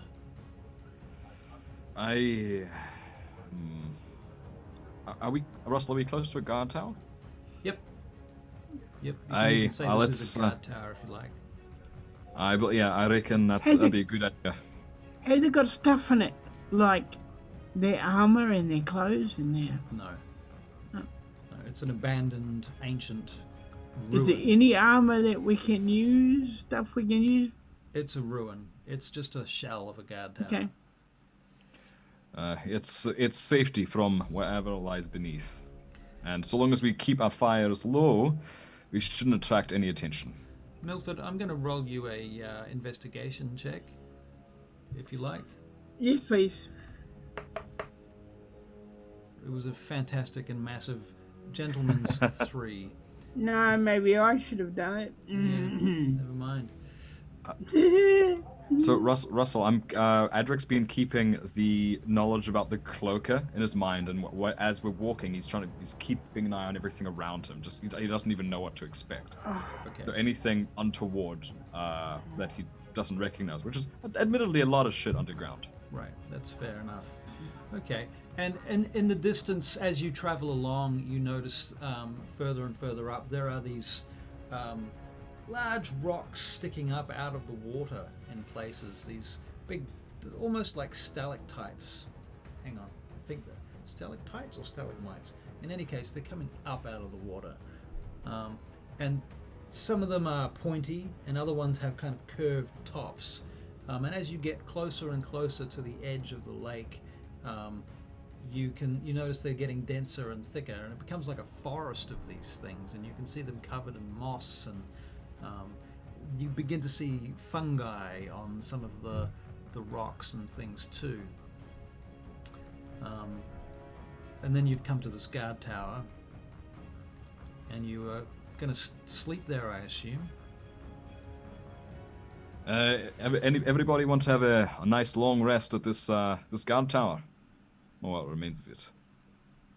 Well, it seems like we've travelled for what feels like pretty much a day. So I think we probably should. Hey, that sounds like a good idea. Right. Let's make a soup or something. Well, whatever we've got left, eh? Oh no, Goodale's got shitloads of food. Brilliant. Yes, I'll see what I've got left. I've got some more stale bread and some fruit. Anyone want to make a survival check? Yes. I've been practicing the whistle at the end of things. That's a 9. No, 7. not Three. What? I'll give it a go purely Please. because nothing else has worked. Oh no! You gotta be kidding me! What? That was so close to a dirty. Yes, 20. That was so Milford. close I to got a dirty 20. 15. 15. Yes.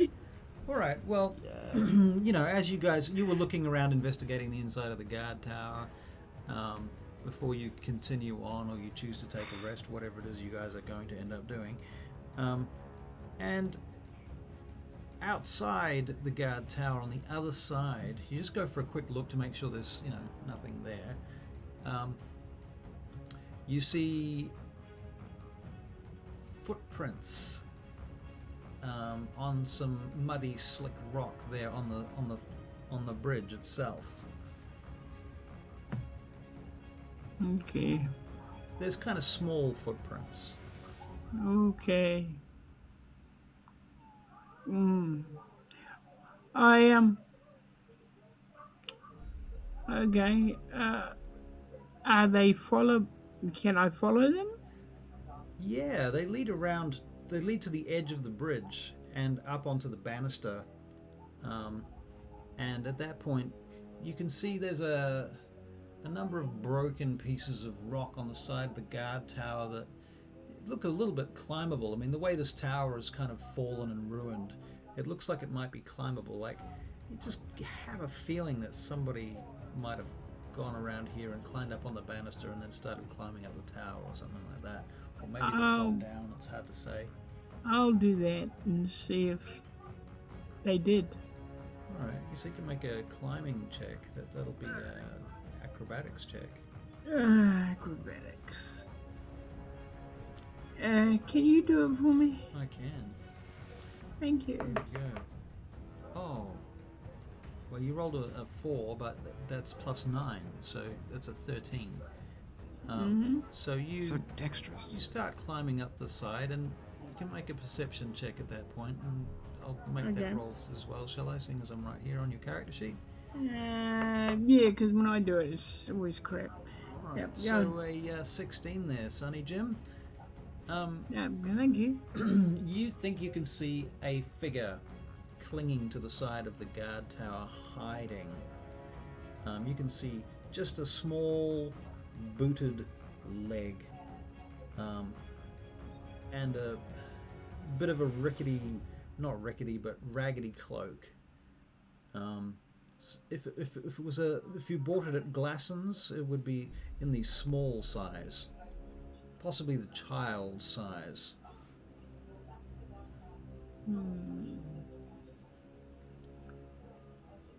Is he one of those little buggers that locked us in here? That type? These boots look different to goblins. This is not a goblin that you're looking at. Okay, alright. Are you trying to be quiet, or you haven't said anything? Oh about yeah, stealth no, at I'm this gonna be point? quiet. I'm gonna be quiet. I was gonna say that, but I was thinking. Okay, so do you want to make a stealth check? Do you want to make it yourself? Do you want me to roll Yeah. for it? I will. You want to do it? Yeah, I'm gonna do it. Do it. Okay. What's everybody else doing while Milford's disappeared around outside the guard tower?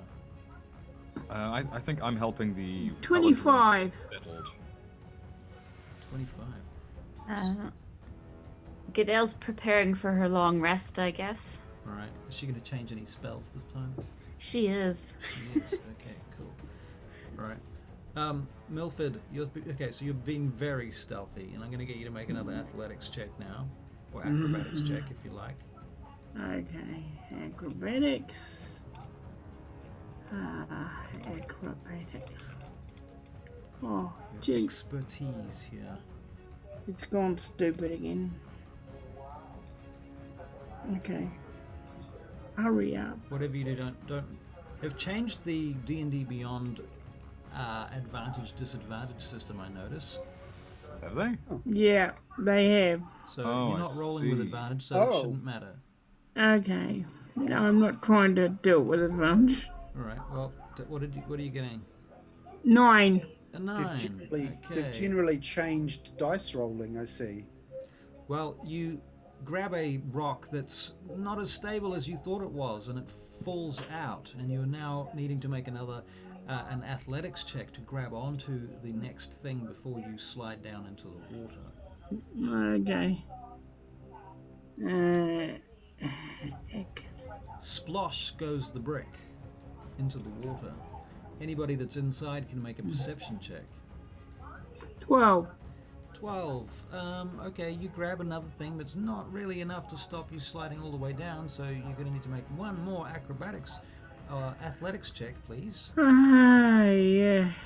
And you hear a voice coming from up high on the tower. No! No! 11. I didn't do anything. It's not me. 11. 11. Okay, no. You're sliding down into the water. 21 At on the a bottom of the perception check tower from now. me. Okay. Yeah, leave. Throw the rope You throw the rope up? Okay. to the nearest thing that, yeah. Yep. All right. You do that. You're wet, Okay. by the way. Yep. Okay. The rope catches on and ties itself up. I go up real fast using the rope. All right. Very good. No penalties there. Easy peasy. Okay. And I say, "Who are you?" when I see him. No response. This person is scrambling to get around the tower. Hey, you! No, it wasn't me. I don't care. I'm asking who you are. Doesn't matter. We've never met.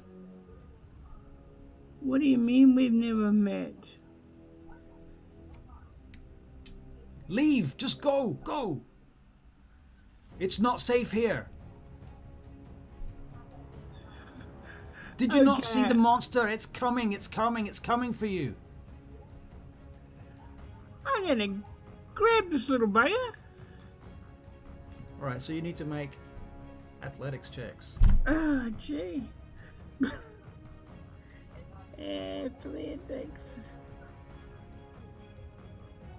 Athletics. That's the one without advantage, eh? Athletics. Oh has no, it- no, got it. Go. When you're using the rope of climbing, you have advantage on it. 16. Yay!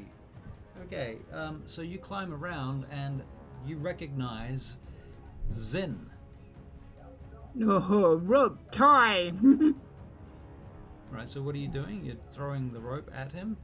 Yeah, Okay, I'm gonna tie him up. Okay, it doesn't quite. It doesn't just catch people. Just so you know that. He gets out of the way of it and keeps climbing, and then he starts sliding down. Oh no! And he's scrambling to stay on the side of the thing, and then finally he slips off and lands in the water. Okay. He starts paddling around in a circle, trying to work out what to do. Do you need a rope, do you, lad? He looks up at you. He looks a bit defeated. And he says, very well then. Pass me your rope. I pass him the rope. Alright, and you haul him out of the water. Up onto the bridge, I assume. Yep.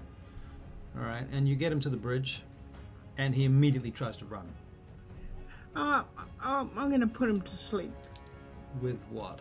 With that thing I do. That thing you do? You know that hold I taught you? There's no mechanics for that. Isn't there? Oh, what a pity. I hate this game. I know.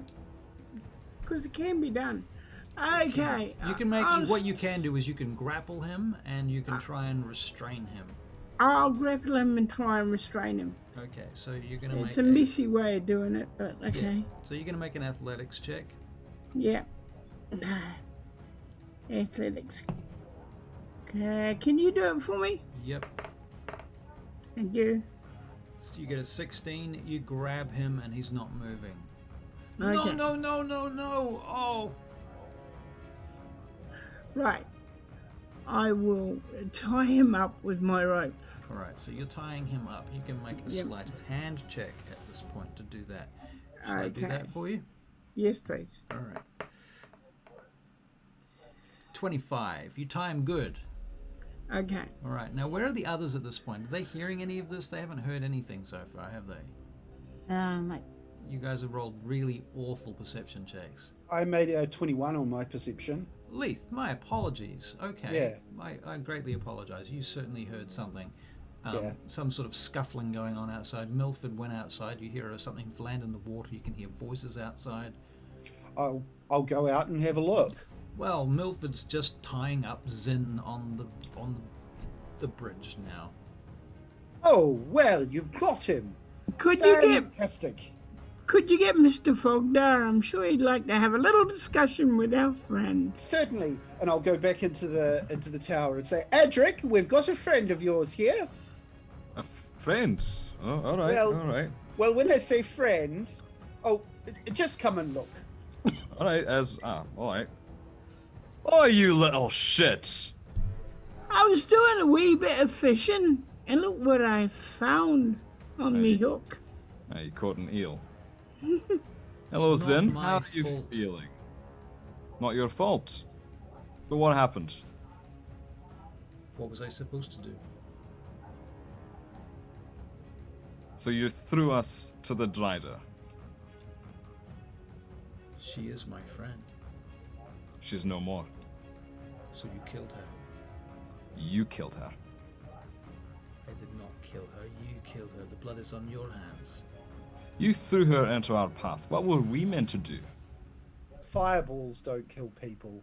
Leith kills people with fireballs. Thank you for that rifle association rhetoric. Zin, you threw somebody into our path. What were we meant to do? Meant just let her kill us? Enslave us? That's not how the world works, lad. Now, She's the closest thing I have to a guardian. and Dungeon You threw her- Studios, welcome back. Huzzah. And you threw her into danger. You didn't know what we were capable of. How would I know? It didn't have to be this way. She's For all you protected know- me since I was a child. We left Ogkar together. Did we give you any reason to distrust us? Did you give me any reason to trust you? Did you? I tried. Do you think that how long have I been here, and how many fools have walked this path? Did you think you're going to survive here? What are you even doing here in the Underdark, this far down? Trying to leave. That was it. All we wanted was to leave. You don't recognize or realize your value here. You have great value to the drow. The Dryder thought so. You must understand that the Azarak only wants to return to her people. She's returned to your god boy.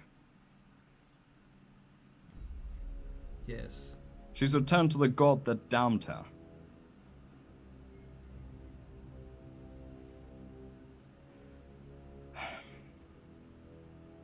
What would you like? What would I like? I know what I want. I want to leave. I want to give you a choice. I want to give you better. I don't want you to linger in this hole. I would like to take you to the surface where you may thrive. But that's up to you. I'm being completely honest with you. I'm being completely transparent. I don't know any other life than this. I know how to fish. I know only... Do you think there's no fishing above ground? Zin, we trusted you with our lives. We could have killed you on that beach. We had no reason to. We didn't want to. Because all of us, we're all lost children in our own way. We're just like you. Some of us have lost children. Some of us don't want to see any more dead children. So do you want me to come with you then? You know what I want. I want to know what you want. Do you want to stay on that beach, eating your fetid fish, and praying that your mother doesn't come to collect you for whatever she wants? Or are you going to take a chance and trust that people that didn't wish you harm, never wished anyone harm, just want to go home and maybe help give you a bit more purpose? That's up to you, lad. I don't know, Mr. Fogdar. I only know what it is like to live alone and to be alone. I have no other friends. You've killed my only friend. Aye, and for that I'm sorry. I didn't want to. In fact, I pleaded. To understand that I have loyalties. The loyalties runs much deeper with her than the strangers that I meet. Of course. I pleaded for her to stop fighting. I pleaded. She did not, because we were useful. I did not hear those pleas. I ran away. I know, because you're a boy. And you didn't know better. I understand that. Zin, you have a choice. You can stay on that beach to whatever loyalty you have there to this black lake with aboleths, or you can trust us that there's fishing above ground, that there's a friend in front of you, someone that would very much like to be your friend. How will I ever go home then? How will I ever take my place at the Underlock Gur? How can I take my revenge upon the matriarchs if I do not return? Take it from someone who's actively working towards revenge. I'll help you when you're ready. You want to take revenge upon the not against the matrons, against gods, against fate. Adric, you just got inspiration from Dungeon Studios. Oh, thank you, Dungeon Studios. Then I'm going to tell you something that none of my friends know. And I'm going to speak to him in Undercommon. I told you I was a father, eh? You did mention this, yes. It turns out that the High Elf deity, forget her name, it doesn't matter, she has decided to curse my people, and our children are born stone. My child was born stone. You know what their name was going to be? Their name was going to be Zarya. And I must fix that. I don't want any more children to suffer, and I want to bring them back. All of them. I see. I'm placing... How will you lift that curse if it is a curse made by a god or goddess? However I can. And he's going to place his hand on his shoulder. These are my family's words. Never bowed nor bent, but beautifully broken. Our damage is what defines us, and we are better for it. I am going to get my revenge. I am going to bring those children back however I can. Believe me. I'll follow you then for a while and see. I'll see if there's fish, as you say there is on the surface. Good. And if you don't like it, being above ground, you're free to leave. But... Well, you want to be careful going this way, I tell you. Aye? The Booyagh, there's heavy fortifications in this direction. That's why I Is don't this where- live there. Is this where the forge is? This is the way to the forge. But if you Hey, can get neat. past their first barricade, there is one particularly strong barricade that they have at the gates of the forge. If you can get past that, you can sneak through the forge. Perhaps to one of the exits there is a tunnel that might lead you up. Good, I hear good the- boy. Hmm? Good boy. I'll try What do and you help want me to out. do with him, Edric? I'll return to common. Release him. We've had a good chat, haven't we? Good. Ruffle is here. Now, Russell, Yes. I'll slip my sword back into its scabbard. Okay. fuck yeah, that's metal. All right. So, quick debrief. Mr. Zin here is coming with us, and he's coming with us of his own volition. Isn't that right, boy? Yes. And Oh, once everything is settled, and you've grown up a bit, you've put on a bit of weaponry, we'll come down and we'll burn this city to the ground, if that's what you want.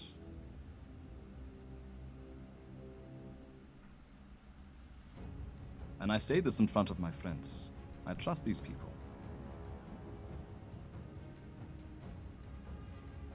All right. So, anybody else have anything they want to add to that? How do we know we can trust him? Because we killed his friend. Those are some big promises you're making there, Edric. To a child that we barely know or trust. It is time to earn that trust. Call it interest, call it a loan for now. Oh, I see. I mean, we do have quite a few others to get to the surface, so one more, I'm sure, won't be too much of a burden. Shouldn't be. That'd be also something to consider. He knows his way down here, around down here, a lot better than half-blind dwarves. This is true. Boy, Yes. you listen to me, lad. He turns to I'm you. gonna trust you because this man's gonna trust you. And I trust him more than any I know at the moment. But the moment you step out of line, I'll be right behind you, you understand? Inspiration for Leith. Oh, thank you. Zin looks at you, Milford. I understand, Mr. Brixton. That is your All name, right. yes? That is what I heard. All right, you got a chance for a new start. Take it, lad. Take it. Very well. I will do my best. So, if anybody who doesn't realize this, by the way, Zin is a drow child, boy. So he's got platinum blonde hair. And in Sidari, our drow have ashen... they look like albinos. Because that makes fucking sense. Because D&D's ridiculous idea of dark elves is very confused. If they live underground, they must have dark skin, which makes no sense. And they're evil, so they should have dark skin. But anyway, Yeah. enough of that. Huzzah!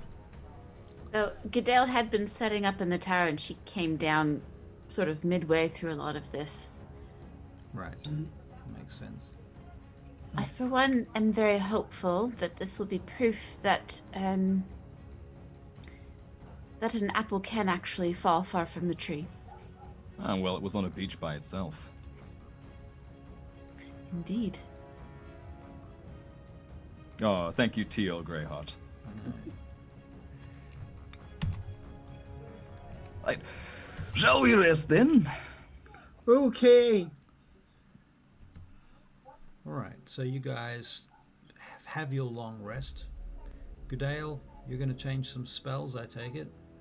Yes, I have swapped out Sending Calm Emotions and Shield of Faith for Water Walk, Create Food and Water, and Protection from Poison.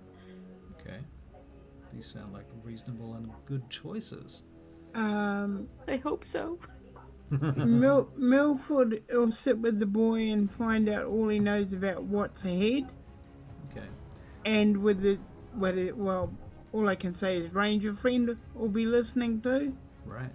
So Ulfgar, Milford, Yep. Zin, who else is sitting there? Adric's there, but he's a little bit way by himself. He's not really paying attention. He's Okay. got a chisel in his hand, and he's scratching something into the back of the medallion that he picked up from Dazarak. Okay. Alright, very good then. So, Zin is saying, he's explaining to you that you're going to get to a gorge. At the end of the lake, there'll be a road, like a ramp that leads up into essentially a big cavern that slowly rises. And as it rises, it's going to rise to what is an ancient, giant fortress that will have markings on the front of it, he says. There'll be markings on the front of it as huge, and you'll see where the gates once held there.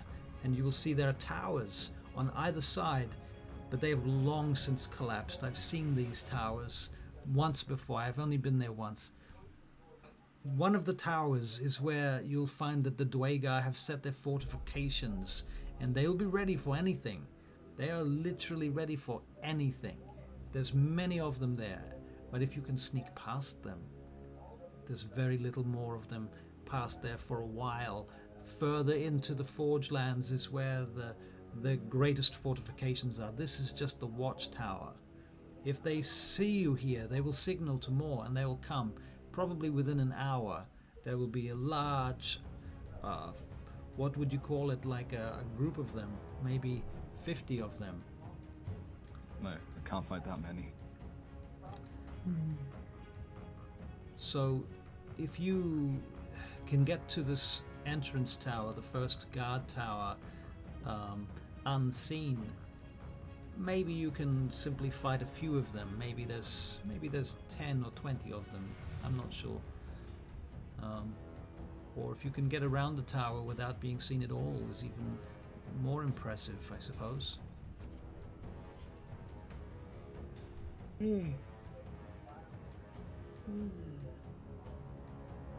Suppose I shouldn't be wearing this armor then tomorrow. That's a damn shame. Why not? Cause, and he flicks one of the plates. Every time I move, it makes fucking noises. Oh, yes. I was just thinking that you do need all the protection you can get. Also true, but that's nothing if we got 50 Booyagh heading towards us. Yes. How many of us is there altogether? Of us? Well, you look around and you count yourselves. 15 dwarves plus the 5 of you plus Zin. I got 21 of us. How many children? Out of the yeah, How many children? Oh, about 3. 3.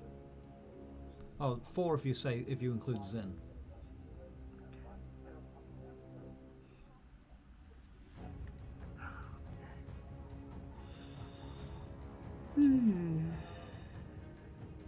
I think you're all very brave for trying this. Don't have a choice, lad. How many can you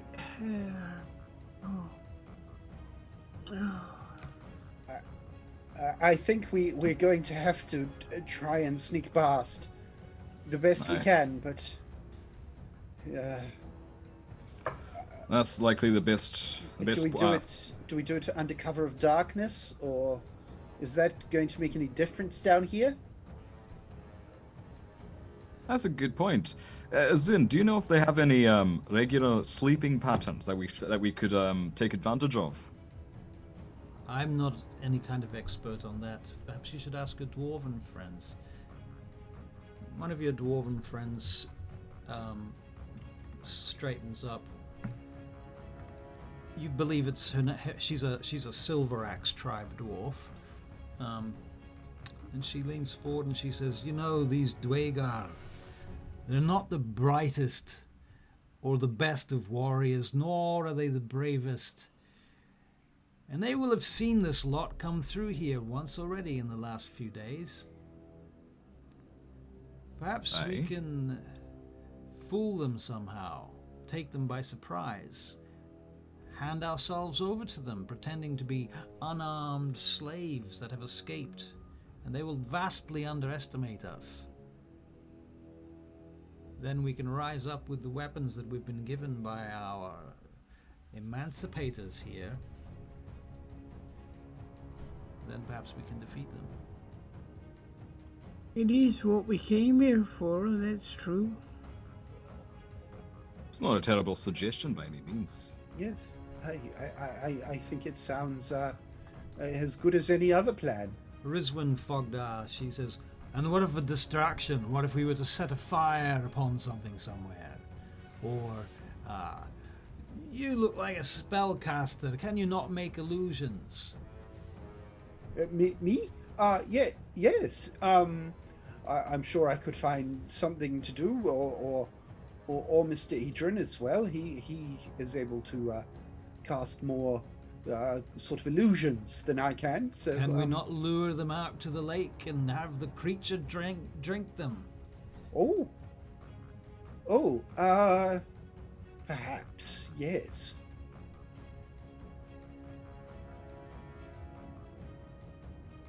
I like that one better, actually. It doesn't put our friends at risk. It's worth a shot first. Well, how will you do it? How big can you make your illusion? Who are you talking to, Milford? You talking to me? Or Leaf. Well, I don't have anything that's particularly illusionary. I think Edrin might be the better person to ask. Adrian, old chap. Yes? Can you make an illusion? I can make very small ones. Harmless sensory ones, like the sulfur smell that was in that tunnel. That was me. Sparks, an odor, musical notes. You made a Here's a- musical note and a sulphur smell. Is that I made a right? sulfur smell. I can make musical notes if I want to. Small, very small things. Very small things that might be able to catch someone's attention. You but- didn't just break wind, did you? No, I made it purposefully quite a lot more potent than what the natural human can, than what the human can naturally muster. Adric high fives Rizwan. One of the dwarves lets rip with a really quite impressive musical note and sulfuric smell. Adrian, was that you? No. Here's a suggestion I've just come up with because I'm quite brilliant. What if we, Elise, what if you were to make me appear like an ogre and I were to enlarge and attack? Draw them out potentially. Yeah, make me look like an ogre. Use your magic and put it on top of me, and I just have to go and yell and scream and break things. I'm not. I sure know how- a way we could do that. Hang on. Hang on now. If you put on my armor, then you could make yourself look like an ogre. It's not. That's not a bad suggestion. Hang on. I what? will. His armor? Oh, your... Wait, what? The disguise stuff I have. Oh, your hat. Right, the hat of disguise. Yeah. Yeah. If you put on my hat, we could, you could look like an ogre then. You just got to not lose the hat. I'm sure we could just like tape it. Use some rope to put it down across my head. Okay. Let's give it a shot to see if I can. Fast. Okay. Now, here it is. Right. Be careful with me hat now. It's important. Now, just double check that we don't need to attune to this hat of disguise. It was one of Milford's gifts I'm attuned to it. from the. Yes, but if you are attuned to it, then you will have to unattune to it so that Adric can attune to it. Yeah. Could it make me an ogre? It does require attunement. And yes, well, hang on. Disguise self. You make yourself, including your clothing, armor, weapons, and other belongings on your person, look different until the spell ends or until you use an action to dismiss it. You can seem 1 foot shorter or taller, can appear, fat and thin or in between. Can't change your body type, so you must adopt a form that has the same arrangement of limbs. Otherwise, the extent is up to you. You could, if it was Adric who was already enlarged, he could do it. But you would have to unattune to the hat, and he would have to attune to it. So that would take like several hours. All right, so that we've got that as an option. I just put it on. And then quite good. I'd have to attune to it again, wouldn't I, after You you would. finish? And that just takes an hour to do that. It's not actually that big a deal. Okay, it kind of suits you. I know. Yeah, it kind of suits you. But we could do that. All right, so we've got 3 options: illusion, sneak in with a slave ruse, or the old ogre trick. I wish I knew when they ate, because I could sneak in and poison their dinner. We know how that went last time. Yeah, I know. One of the dwarves says, I know what kind of hat an ogre could wear. What's that? Bandages. Oh, that's not bad actually. That's not bad at all. Just cover it up.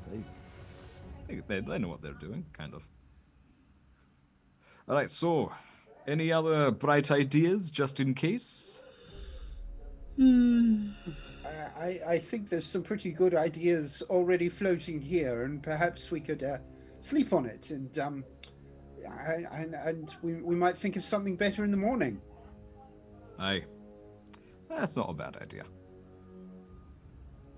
Okay, so what do we I actually also have the ability to magically disguise myself. If that is also required. What Yeah, can that- you that's disguise not yourself as?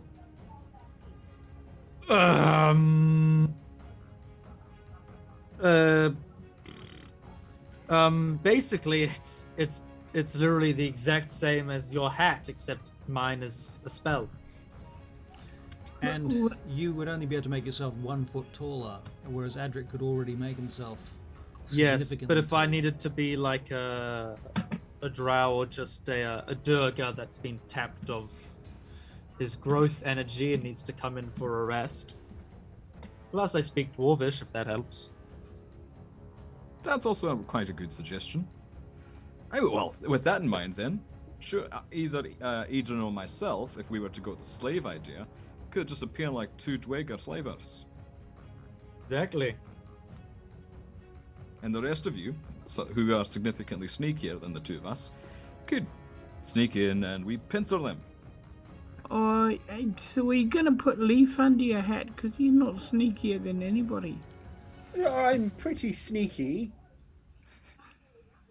Okay, okay, all right then.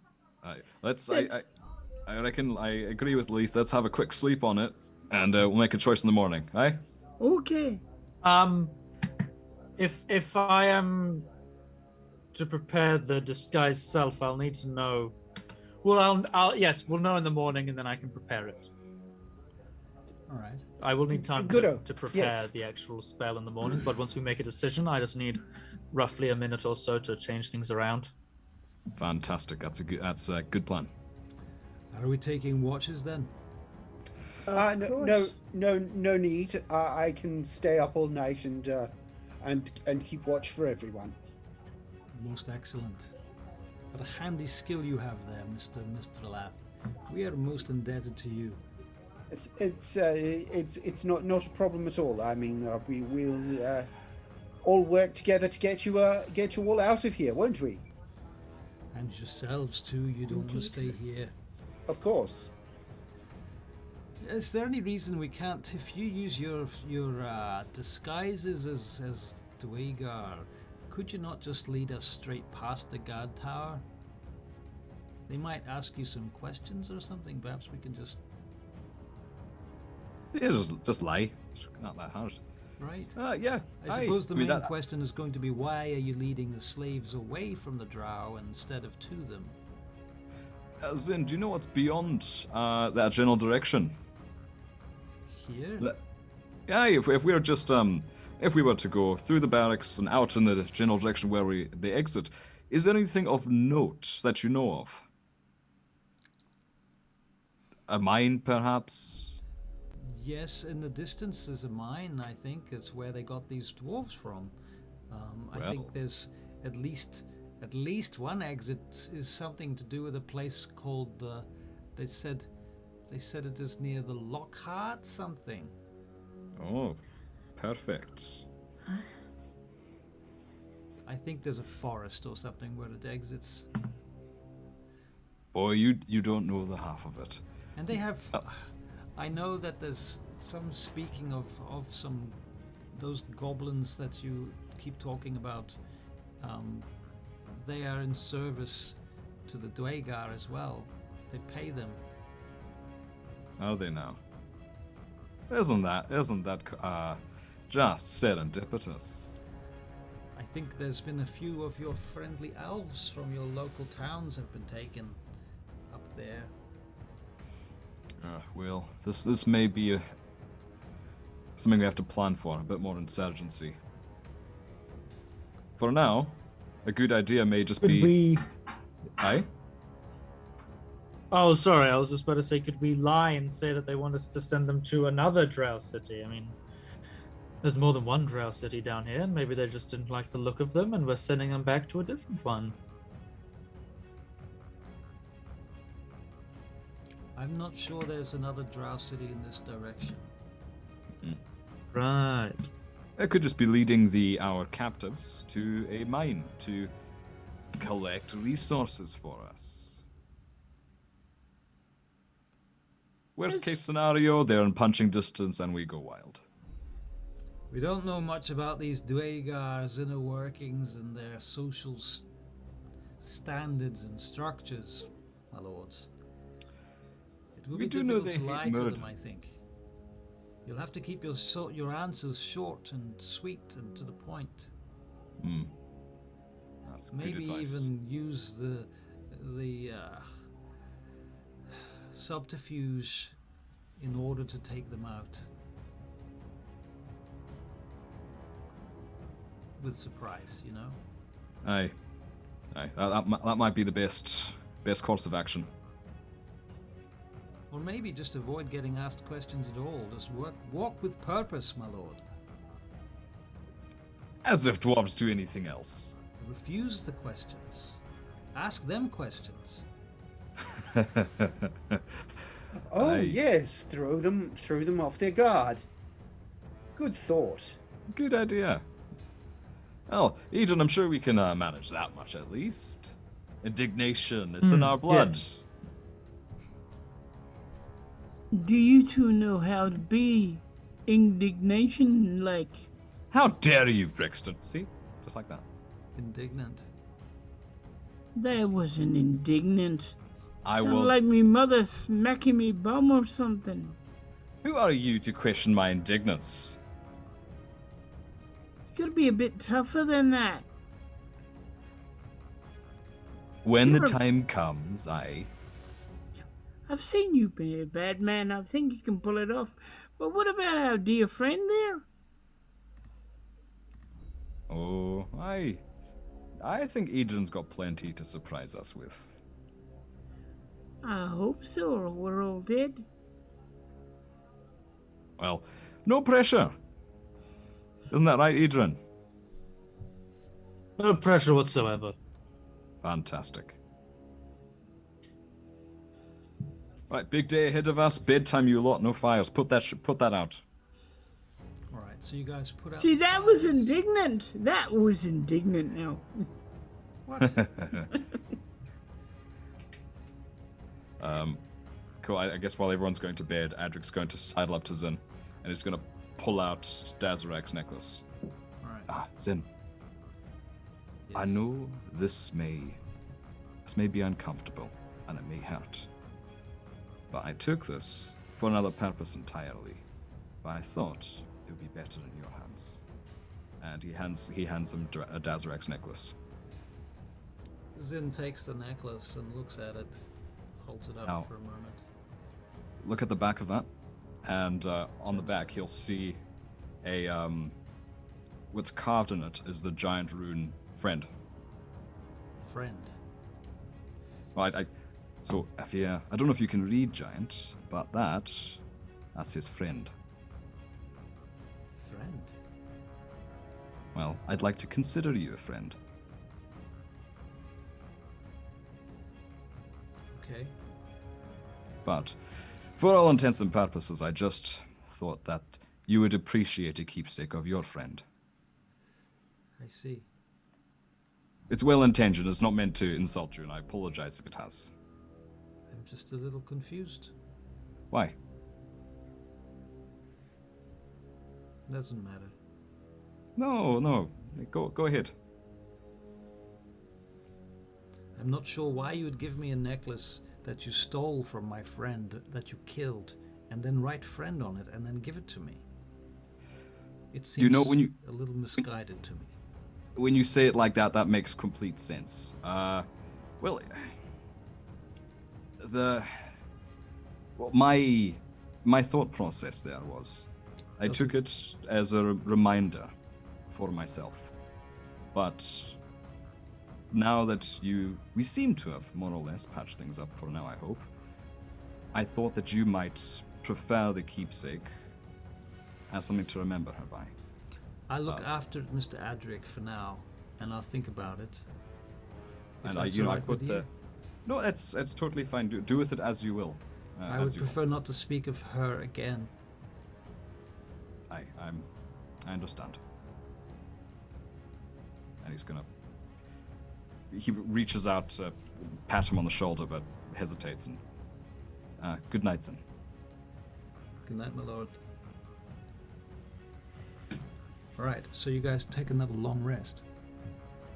Yet another long rest. It's a very restful game. This session is just like rest. Let's have a rest. Let's walk a bit. Let's have another rest and walk a bit. We expected to get attacked more, so we were being careful in the Underdark. Right, okay. You were the one that gave us all of the distance. That's true. Damn it, it's my fault.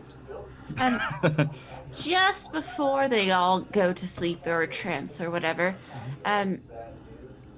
Goodale addresses the group, not the dwarves, just Leith and Adric, Edrin, and Milford.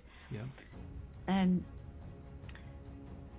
Excuse me, gentlemen. I thought perhaps I've been in deep thought, and I think it is perhaps high time that I extended you the invitation to address me as Dala.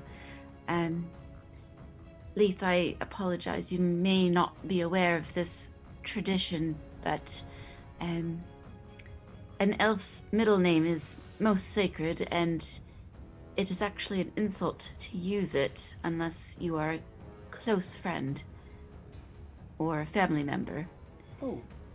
So, if you prefer to call me Goodale, that is fine, but I just wanted you to know that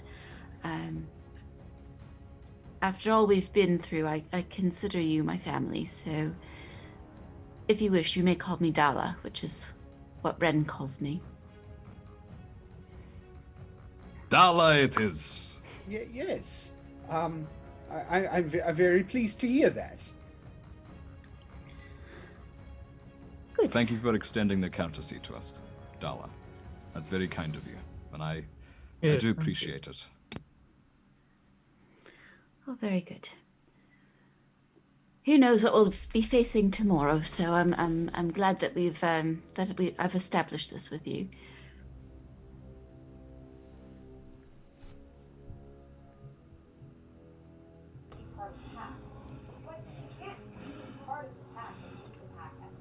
Very well. Who's got noise going on in the background there? Very. Barry. Very. The culprit. Okay, so you take your long rest. Sometime later, you wake, each of you, the appropriate time. You find members of your crew nibbling on bits of food and what have you, making drinks and things, probably some sort of tea or something, perhaps, I don't know, boiling water and all of the usual sorts of things that you do when you wake up, getting ready to move again. So you gather together once more. Any changes of spells, any changes of equipment, anything I need to know about? Now, what is the damn plan? I believe our safest plan may be Adrian and I take on the guise of Booyagh. We lead our friends in as our captives. The three of you follow us as closely and as stealthily as you can. We'll get in, and we'll see if we can walk on through. What about us then? What will you do with us? How will we get through? You're our captives. I see.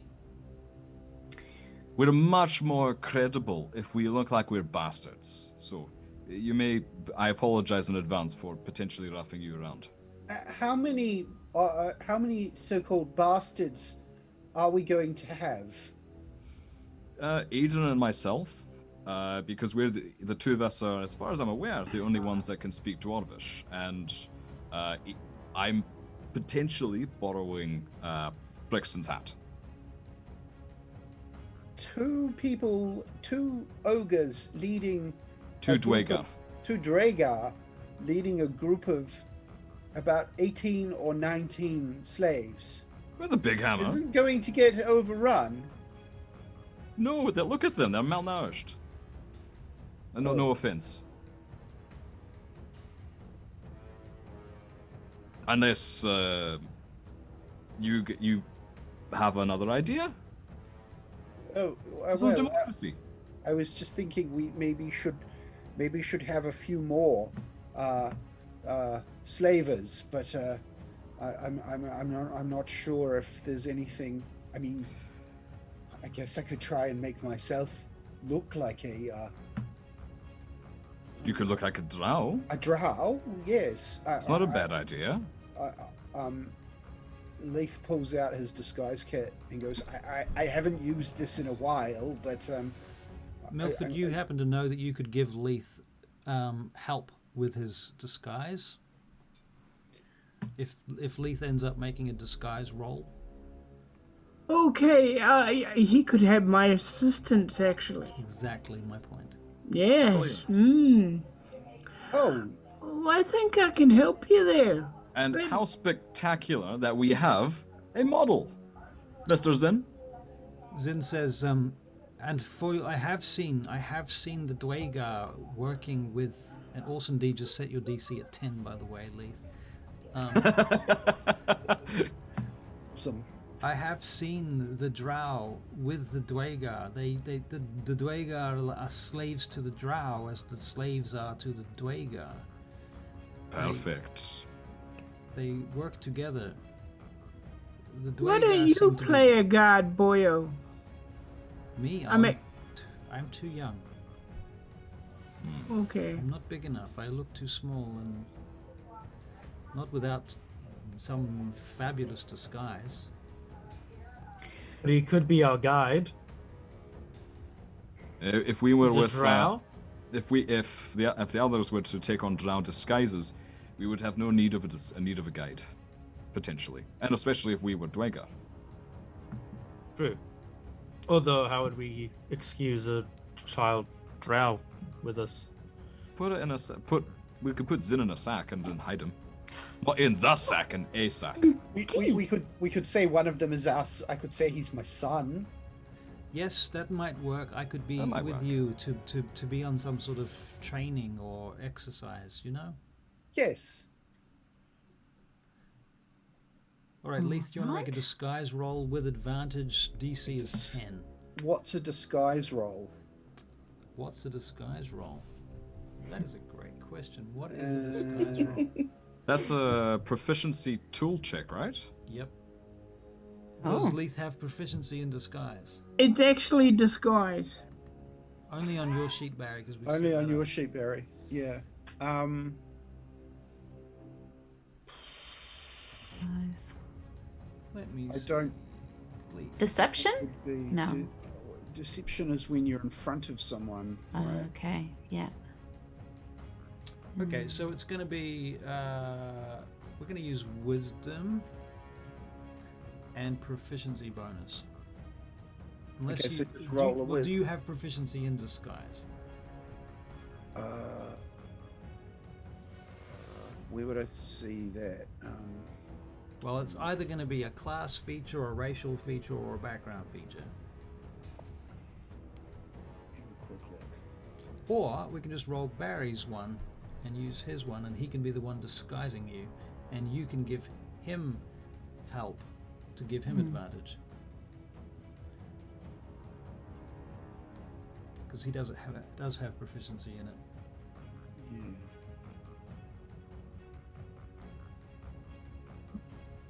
Yes? No? Don't appear to have anything that's. Alright. Well, in which case, Yeah. we'll just roll a straight out wisdom check. Wisdom check, and then add my proficiency bonus on top.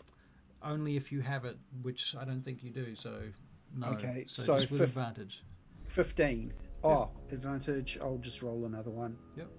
Um, Well, DC is 10, so... 15. Alright, you're Yeah. good. Okay, so you make it... Right, he looks like a drow. Leith looks like a drow. I think actually also Zin is able to adjust your costume somewhat too to help you look a little bit more like he's like, you need to hang your belt buckle here and the dagger needs to be this way. Oh, I'll get him to describe that, Yeah. and then I'll click my finger and say drow, and my my glamoured leather armor will just change into what he's described. Right, okay, so you... Okay, that makes sense. Just gotta get my camera to focus. Focus. Right. So Goodell's changed out of her really good armor, Okay. which is called, what is it called? I can't remember what it's called. But she's put on her leather armor instead. Okay. And where is all your fancy armors then? Oh gosh, that's a good question. I'll put it in the bag of holding. Yep, sure. Yep. Okay. All right. Anything else going in the bag of holding that you need to switch in or out? People, Adric, you were talking anybody? about. No, my stuff's pretty Gucci. Speaking of disguises, are we doing we shouldn't do makeup because I think the differences between a dwarf and a dweger are probably quite stark. So I may need the. Yep, I would think So so. I guess I'm going to borrow Brixton's hat and attune to that. All right, so you're going to do that.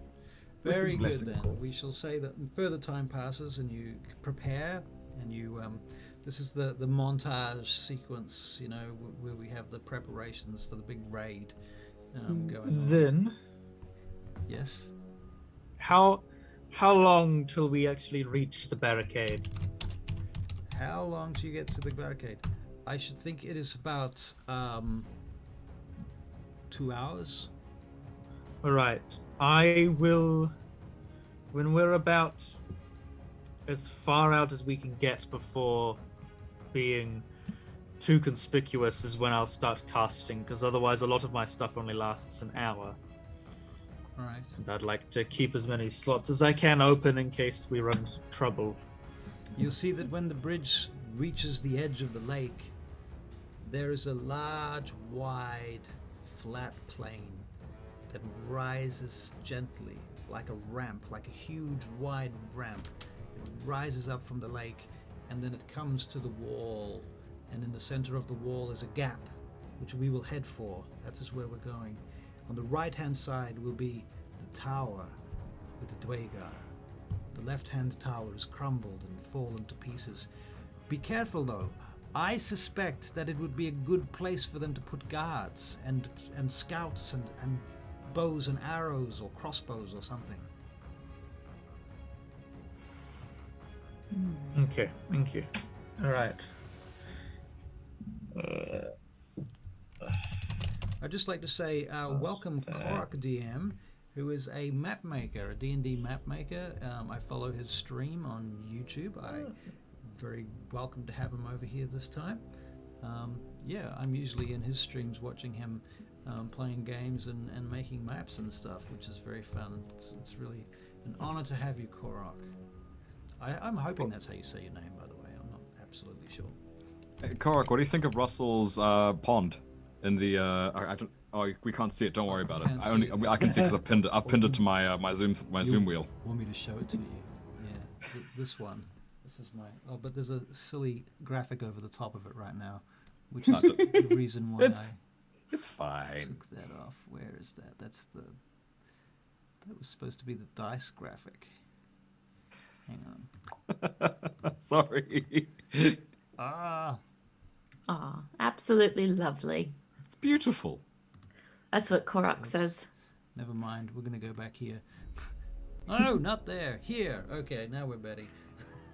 Absolutely. Hooray! Yeah, my hand-drawn Chessex map. Cool. All right, guys. What are you doing? The drums the drums of the preparation montage are happening. Yeah.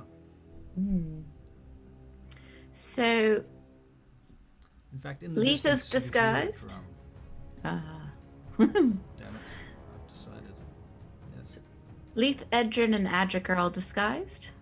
Leith. I'm disguising myself closer because my stuff only lasts an hour. It's Right. going to be roughly 2 hours before we hit it.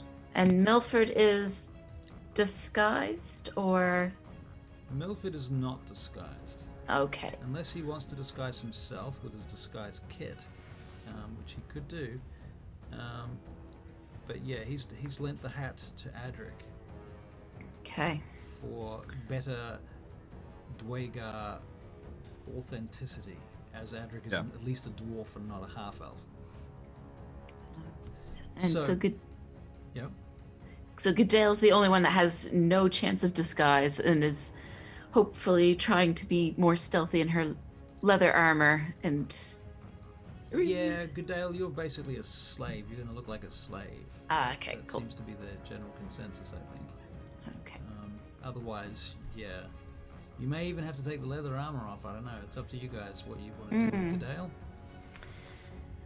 What would look more slave-like? Should I, If you were a freshly caught slave, you may still have the armor on. Right. Would my vestments make me stand out in a bad way, or would it look more probable that It's I a was?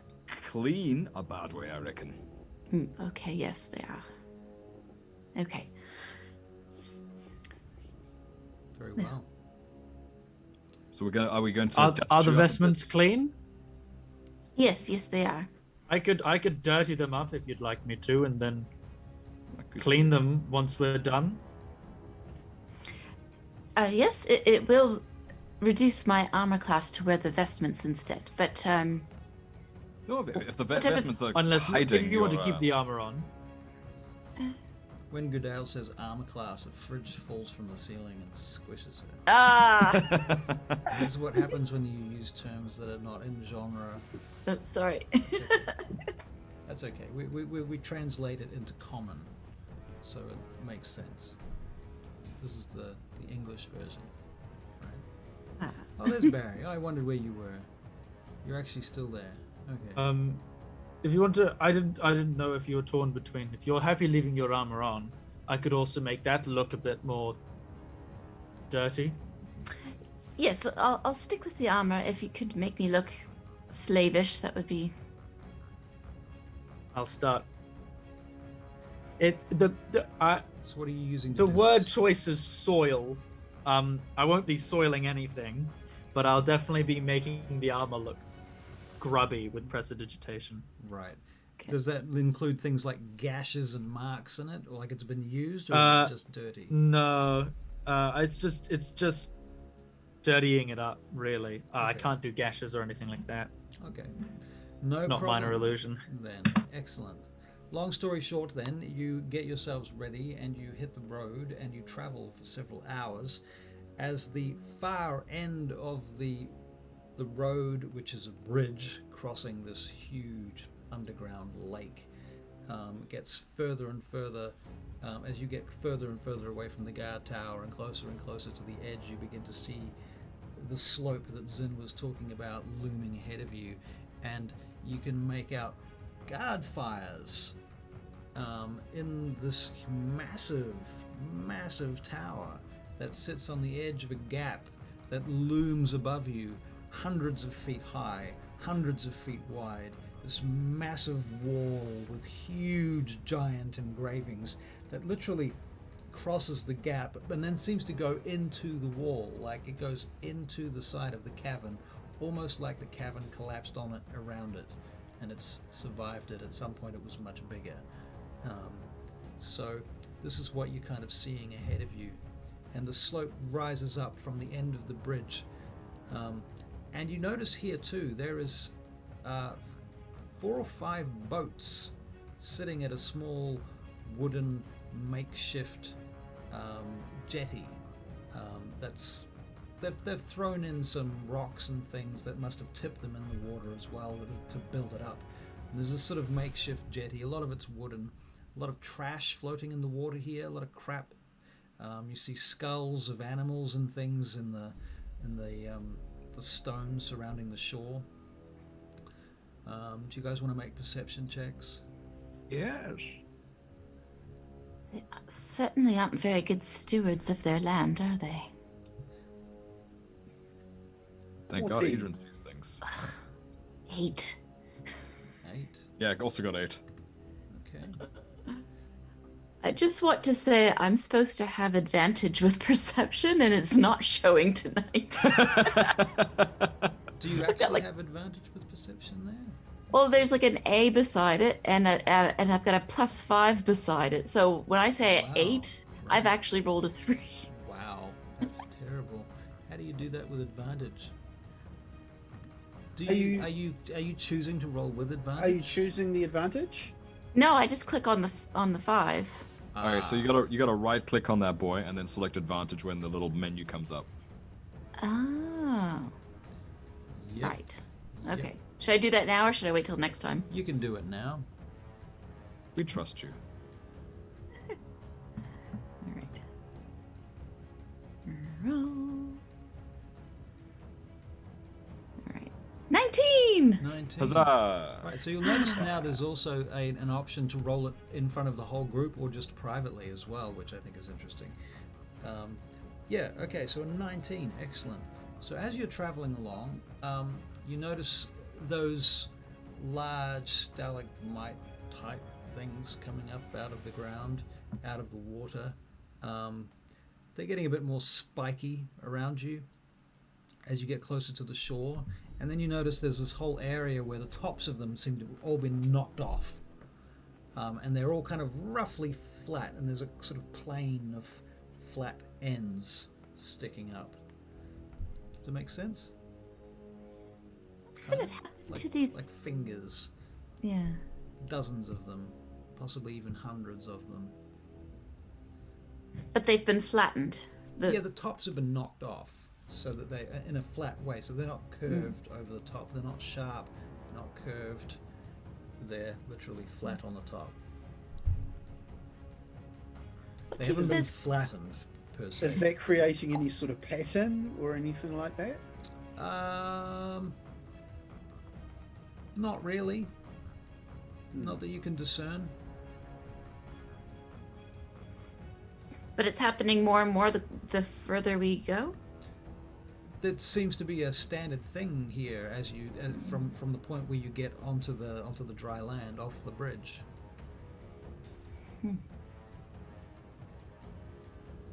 So they're all cut off at the same level?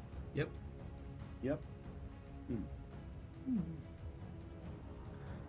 It might be in order to create a line of sight.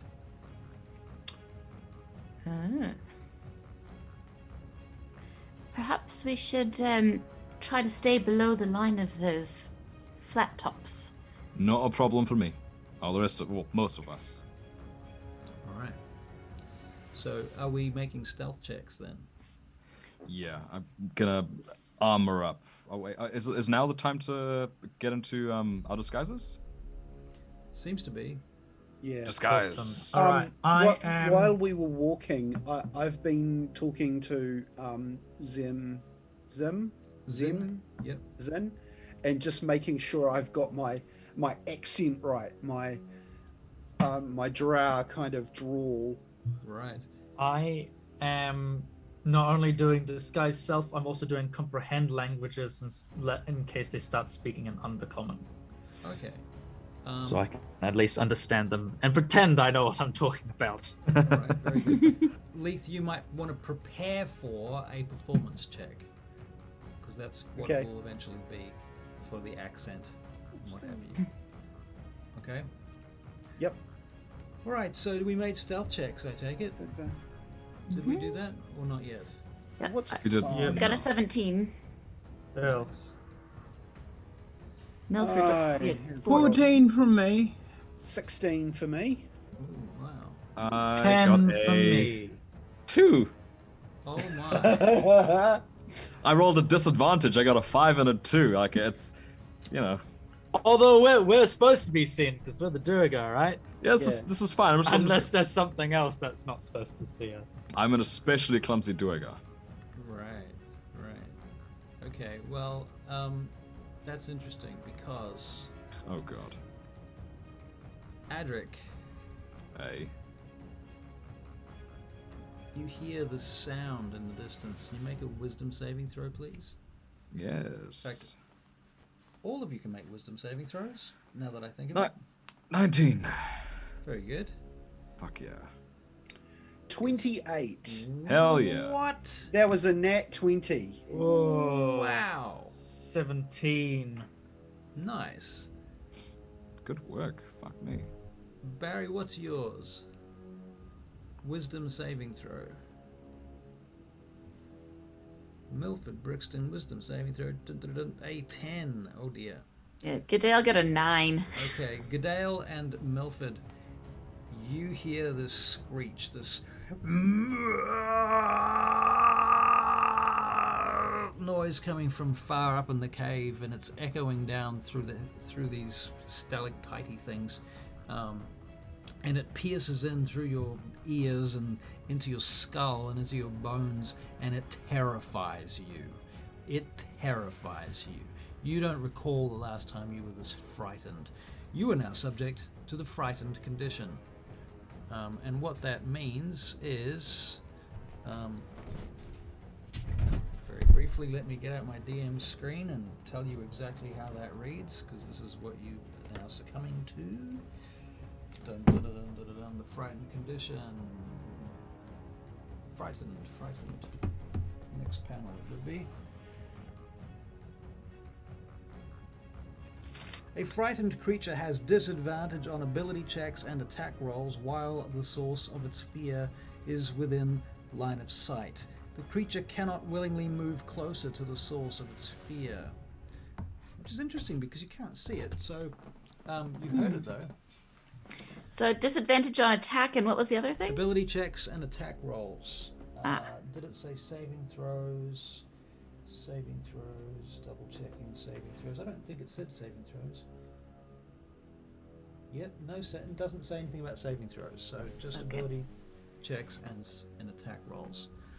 And at that point, however, something starts flapping in your direction, and it kind of looks like a cloak if you hold your eyes sideways and squint a bit. It looks more like a huge bat thing with rounded leathery wings and a wicked-looking barbed tail, and this scrunched up little face with beady eyes and huge rows of teeth in the front of its face. It's quite large. In fact, it is a large creature. It's bigger than any of you guys, and it swoops down in your direction. And Adric. Oh dear.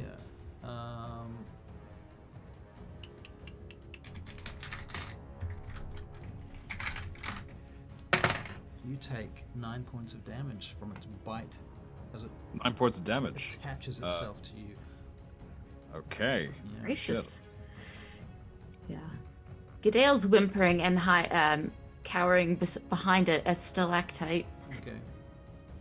Just noting my AC is 17 because I've given my shield to one of the dwarves. Right. Cool. I believe What do we it's do? time for initiative, isn't it? Is it Yes. Not? Is it not? I would believe so. I would All believe right. so. So initiative, will I have a disadvantage on that? Is that an ability check? Will you have disadvantage on that? That is not an ability check, actually. Okay, so just It's a regular standard roll. initiative roll. Okay. 9. Okay, just keep your initiative for a Oh. minute, please. Sorry. No worries. A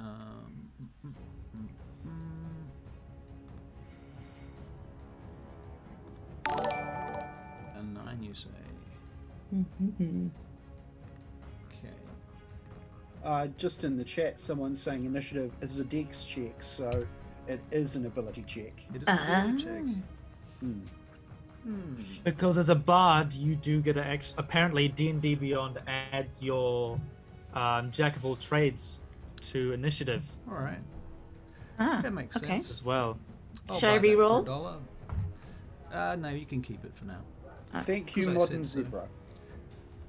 Thank you to Thank Modern you for Zebra. the knowledge, the Exactly. roll. Now let's have some Milford Brixton. What's your initiative, please? 23. 23.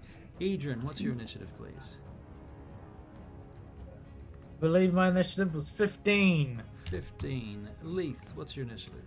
13. 13. Adric Fogdale. 10. 10, not 110. 10. 10. Okay, excellent. Let's start the encounter. Milford, it's actually your turn, but you are terrified. So you have disadvantage on ability checks and attack rolls. You cannot move closer to it, so you could feasibly use a missile weapon of some description, but you cannot move towards this enemy, this creature that is attacking Adric. No, I can't because I gave my missile weapon to somebody else. Right. Okay, so what are you going to do? Anything? No, Take just. the hide action? I'm gonna hide myself. Okay, so you're going to make a stealth check, please. Yeah, stealth. Okay. Meantime, Edrin, what are you going to do? I am going to quickly look at my spells. 10. Gonna cast. In your fear, you cannot find a good place to hide, even though there seems to be dozens of them. You can't. No, see how the dice always fall as they should? Yeah, it's interesting, Yeah. isn't it? Yeah. Yeah. Sorry, Edrin. I'm gonna cast Firebolt at it. Firebolt. Roll to hit with Firebolt, please. That was a natural 20 for a total of 28. Ooh, roll your damage, mate. Boom. Mate. Yeah. Mate. Hey, get this thing that's off a lot me. That's a lot of damage. 25 points of damage? Is that what I just saw? 25 points of fire damage. Wow. 25 Wow. points of fire damage. Impressive. Okay. All right. At that point, Leith, it's your turn. I'll cast Hex on it, All right. and then I will chuck a firebolt at it. All right. Roll to hit. That's 12. That does not hit. Bugger. Choosing dexterity. Choosing- No, wisdom for Wisdom, this. wisdom for this Yeah. creature. All right. Yeah. Adric. I am going to use my bonus action to become large. All right.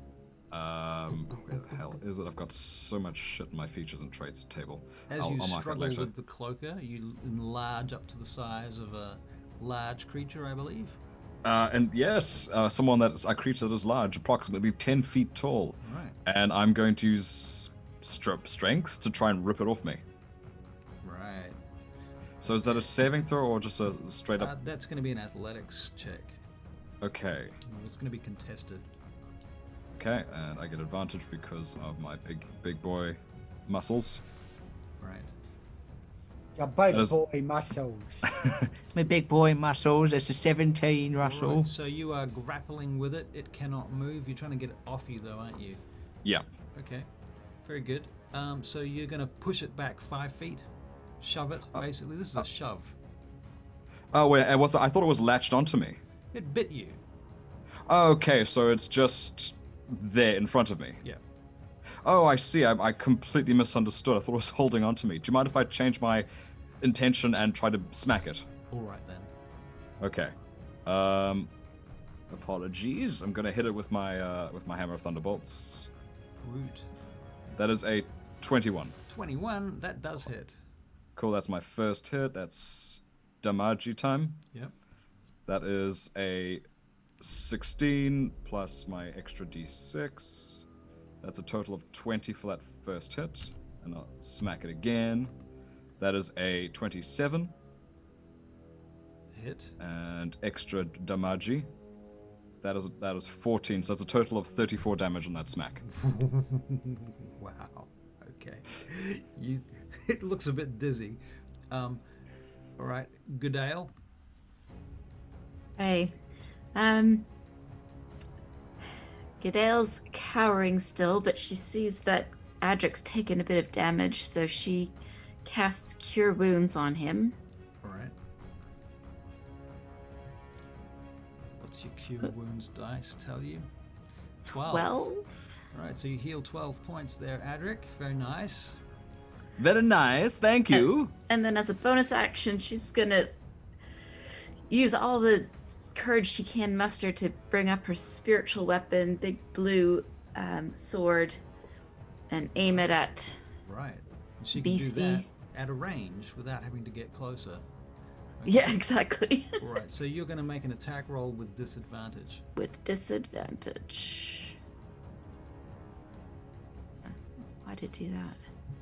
So this big blue sword lights up out of nowhere and goes soaring across the room towards this cloaker that is currently attacking Adric, which actually Adric's belting the shit out of presently. Fantastic. So when I try to do that, Yeah. it just brings up that. If it gets too complicated, just roll your attack roll twice and take the Okay. first one. It'll bring up that thing if you click on advantage and tick it. If you tick advantage or disadvantage, whichever you're setting it as, Yeah. and you can click roll below that. Yeah, but it brings up like the whole explanation of what a spiritual weapon is when I. Click on the little. Oh, I actually don't have any spells Oh, to do that. Hold on Yep, now. it'll still have the. It'll still have that. Here we go. 12 to hit. That Oh, does wait. not hit, I'm afraid. That's Okay. your first one, or are you going to roll Okay. twice? That was my first one. I was gonna roll twice, but Right. I think it works that it doesn't hit because. Right. Well, no, you do need to roll twice because you might roll a 1. Oh, okay, right. And that would be a critical miss. Okay, so it's just a 12. 25. Very well. It's just a miss. It's just a. So the blue sword materializes, soars over between these stalactite things, zoom, takes a swipe at the cloaker. The cloaker swoops out of the way. It's the cloaker's turn. So as the cloaker moves to avoid the spiritual weapon, suddenly you see 3 of these things. That's not by itself. There are 3 of them, and they all seem to be mirroring each other's actions. At this point,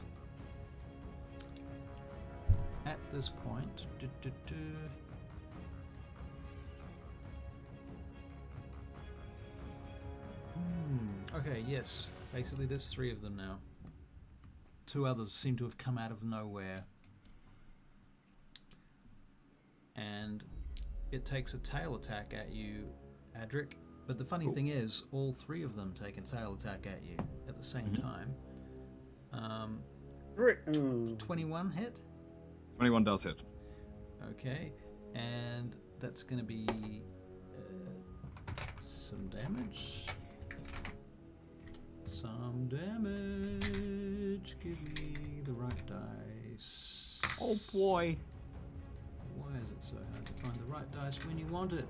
I'll just roll it on the thing.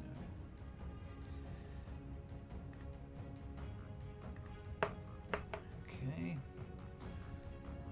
And that's 5 points of damage to you, Adric. Okie dokie. Okay. Milford. You're gonna make you need to make another saving throw, I think, Milford. What are we? Wisdom saving throw. Yeah. Okay, wisdom saving throw. And no, 10. Wait a second. Frightened until the end of the cloaker's next turn. Actually, no, you're no longer frightened. The fear wears off now. Okay. Okay, so now you can move and attack.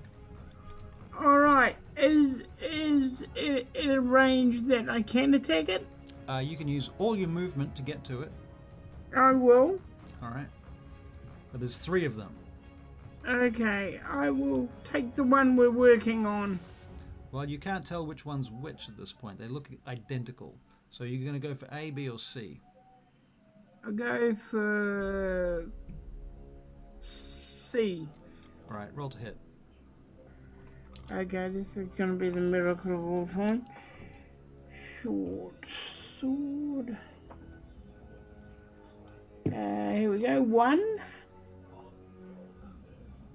Okay, 24. That hits. Oh yeah. Weirdly enough, the cloaker, this particular cloaker just disappears. Okay. And Your the sword goes damage through is... it and it vanishes. Second one is a 9. Which one were you attacking? Didn't we say C? Well, C's disappeared, as I said, so A and B okay. is what's left. Okay. I'll attack B then. All right. And then, unfortunately, it does miss, but that was B that you're attacking. Okay. Edrin, your turn. Edrin. No, Russell, that was the sword attack, because remember I got 1 sword, Yes. because I gave into... And the 9 was the damage I did to the thing that I attacked. The one that disappeared. Oh, yeah. I see. Yep. Okay. Okay, never mind then. Edrin, what's Okay. going on with you? Edrin. Fireball. Roll fireball. Firebolt. I'm so sorry. They have almost the You exact said same. fireball though. It's too late now. I know. I Fireball. I don't have that spell. I'm sorry. Okay. I don't have that spell prepared. Oh, I do. I Alright. missed out the consonant. Hey, if you want to leave, feel free to, but I'm not Nah. anywhere near that. Roll to mess. hit with your firebolt. Oh, that's a total of 12, which misses. 12. Yeah, that shoots past the remaining 2 of these cloaker creatures. Any bonus actions or other actions you want to take? No Movement? bonus actions.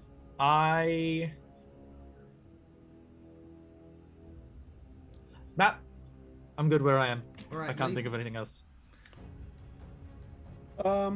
Did I notice when Milford missed the B one, whether it went through it or over it or under it or Around it. but through it is the didn't the go thing I'm through it. most looking for. It did not go through it. Okay. I will try and shoot a firebolt at B. All right, roll to hit. That is a 16. That hits. Roll your That damage. hits. Yeah. So 15 points of damage. Yeah. Do I get the hex? Yes. I do. And another 3 points. So 18 points of damage all up. Okay. Very good. Adric. I'm going to. Would I've noted that that firebolt hit B? That it hit B. Yeah, you can make a perception check. Okie dokie. Ooh, that's a tasty 10. You can't tell. Okay. Michael knows. What should I do to? Okay, what should I do to? Because Michael goes, I just go for B. Flip a So- coin. Yeah, that's a good idea actually. Yeah. Roll a D. roll a D4 is there- and one Oh, yeah, and it's two. like One and two Odds is and A, evens. 2 and Yeah. 3. That's a good Odds and idea. evens. Okay. Yeah. Odds are A and evens are B. All right. I said odds are A. A. A. Yep. Okay. Okay, cool. So I'm going to. And it's a 1, so it's a critical fail. No, I'm just kidding. Okay, I'm gonna swing my first attack at A, All right. Roll to hit. which is an 11. misses anyway. Okay, so I wouldn't know that's the wrong one. So I'm gonna swing at A again. All right. Swing at A again. That's a 23. You hit. Roll your damage. What? Okay. You hit. Okay, that's a 12 plus my large boy damage. That's an 18. Right. It disappears. Huzzah! We killed it! The other one is still there, like the original one. Oh, B is all still, right then. is still there. I see your game. Goodale. Dale, so it's just B left, right? Yep. Okay. So, Goodale's seeing that there's only one left and she's feeling a little bit better. So she aims her spiritual weapon at it. All right. And. Your fear is worn off. Oh, has it? Yeah. Ah, thank goodness. All right. 17? Is that what it rolled? You rolled a 22 to hit, Oh, 22. Okay, yeah. so that hits. Yep. Excellent. You can pretty much tell me how you kill it because it had 1 hit point.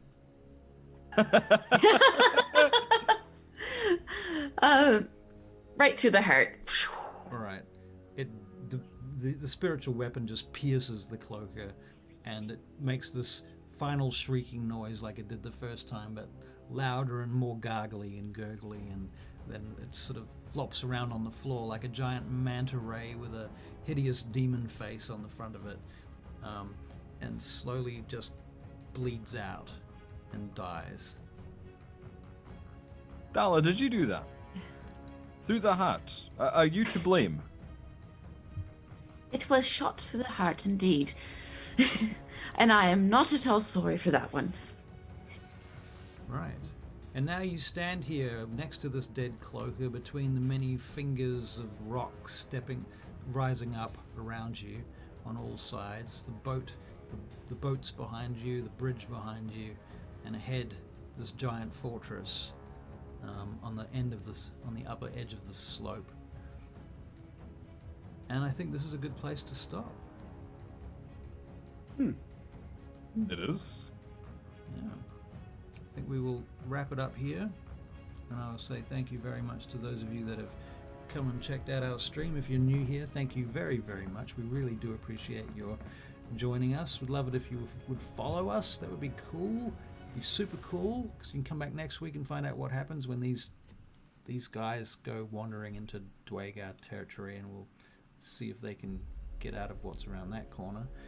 If you don't know, we have a YouTube channel with D&D how-to videos and also the archives from this. We have a playlist there called Russell's Unsolicited Opinion on Everything, which obviously is a take on Tasha's Guide to Everything.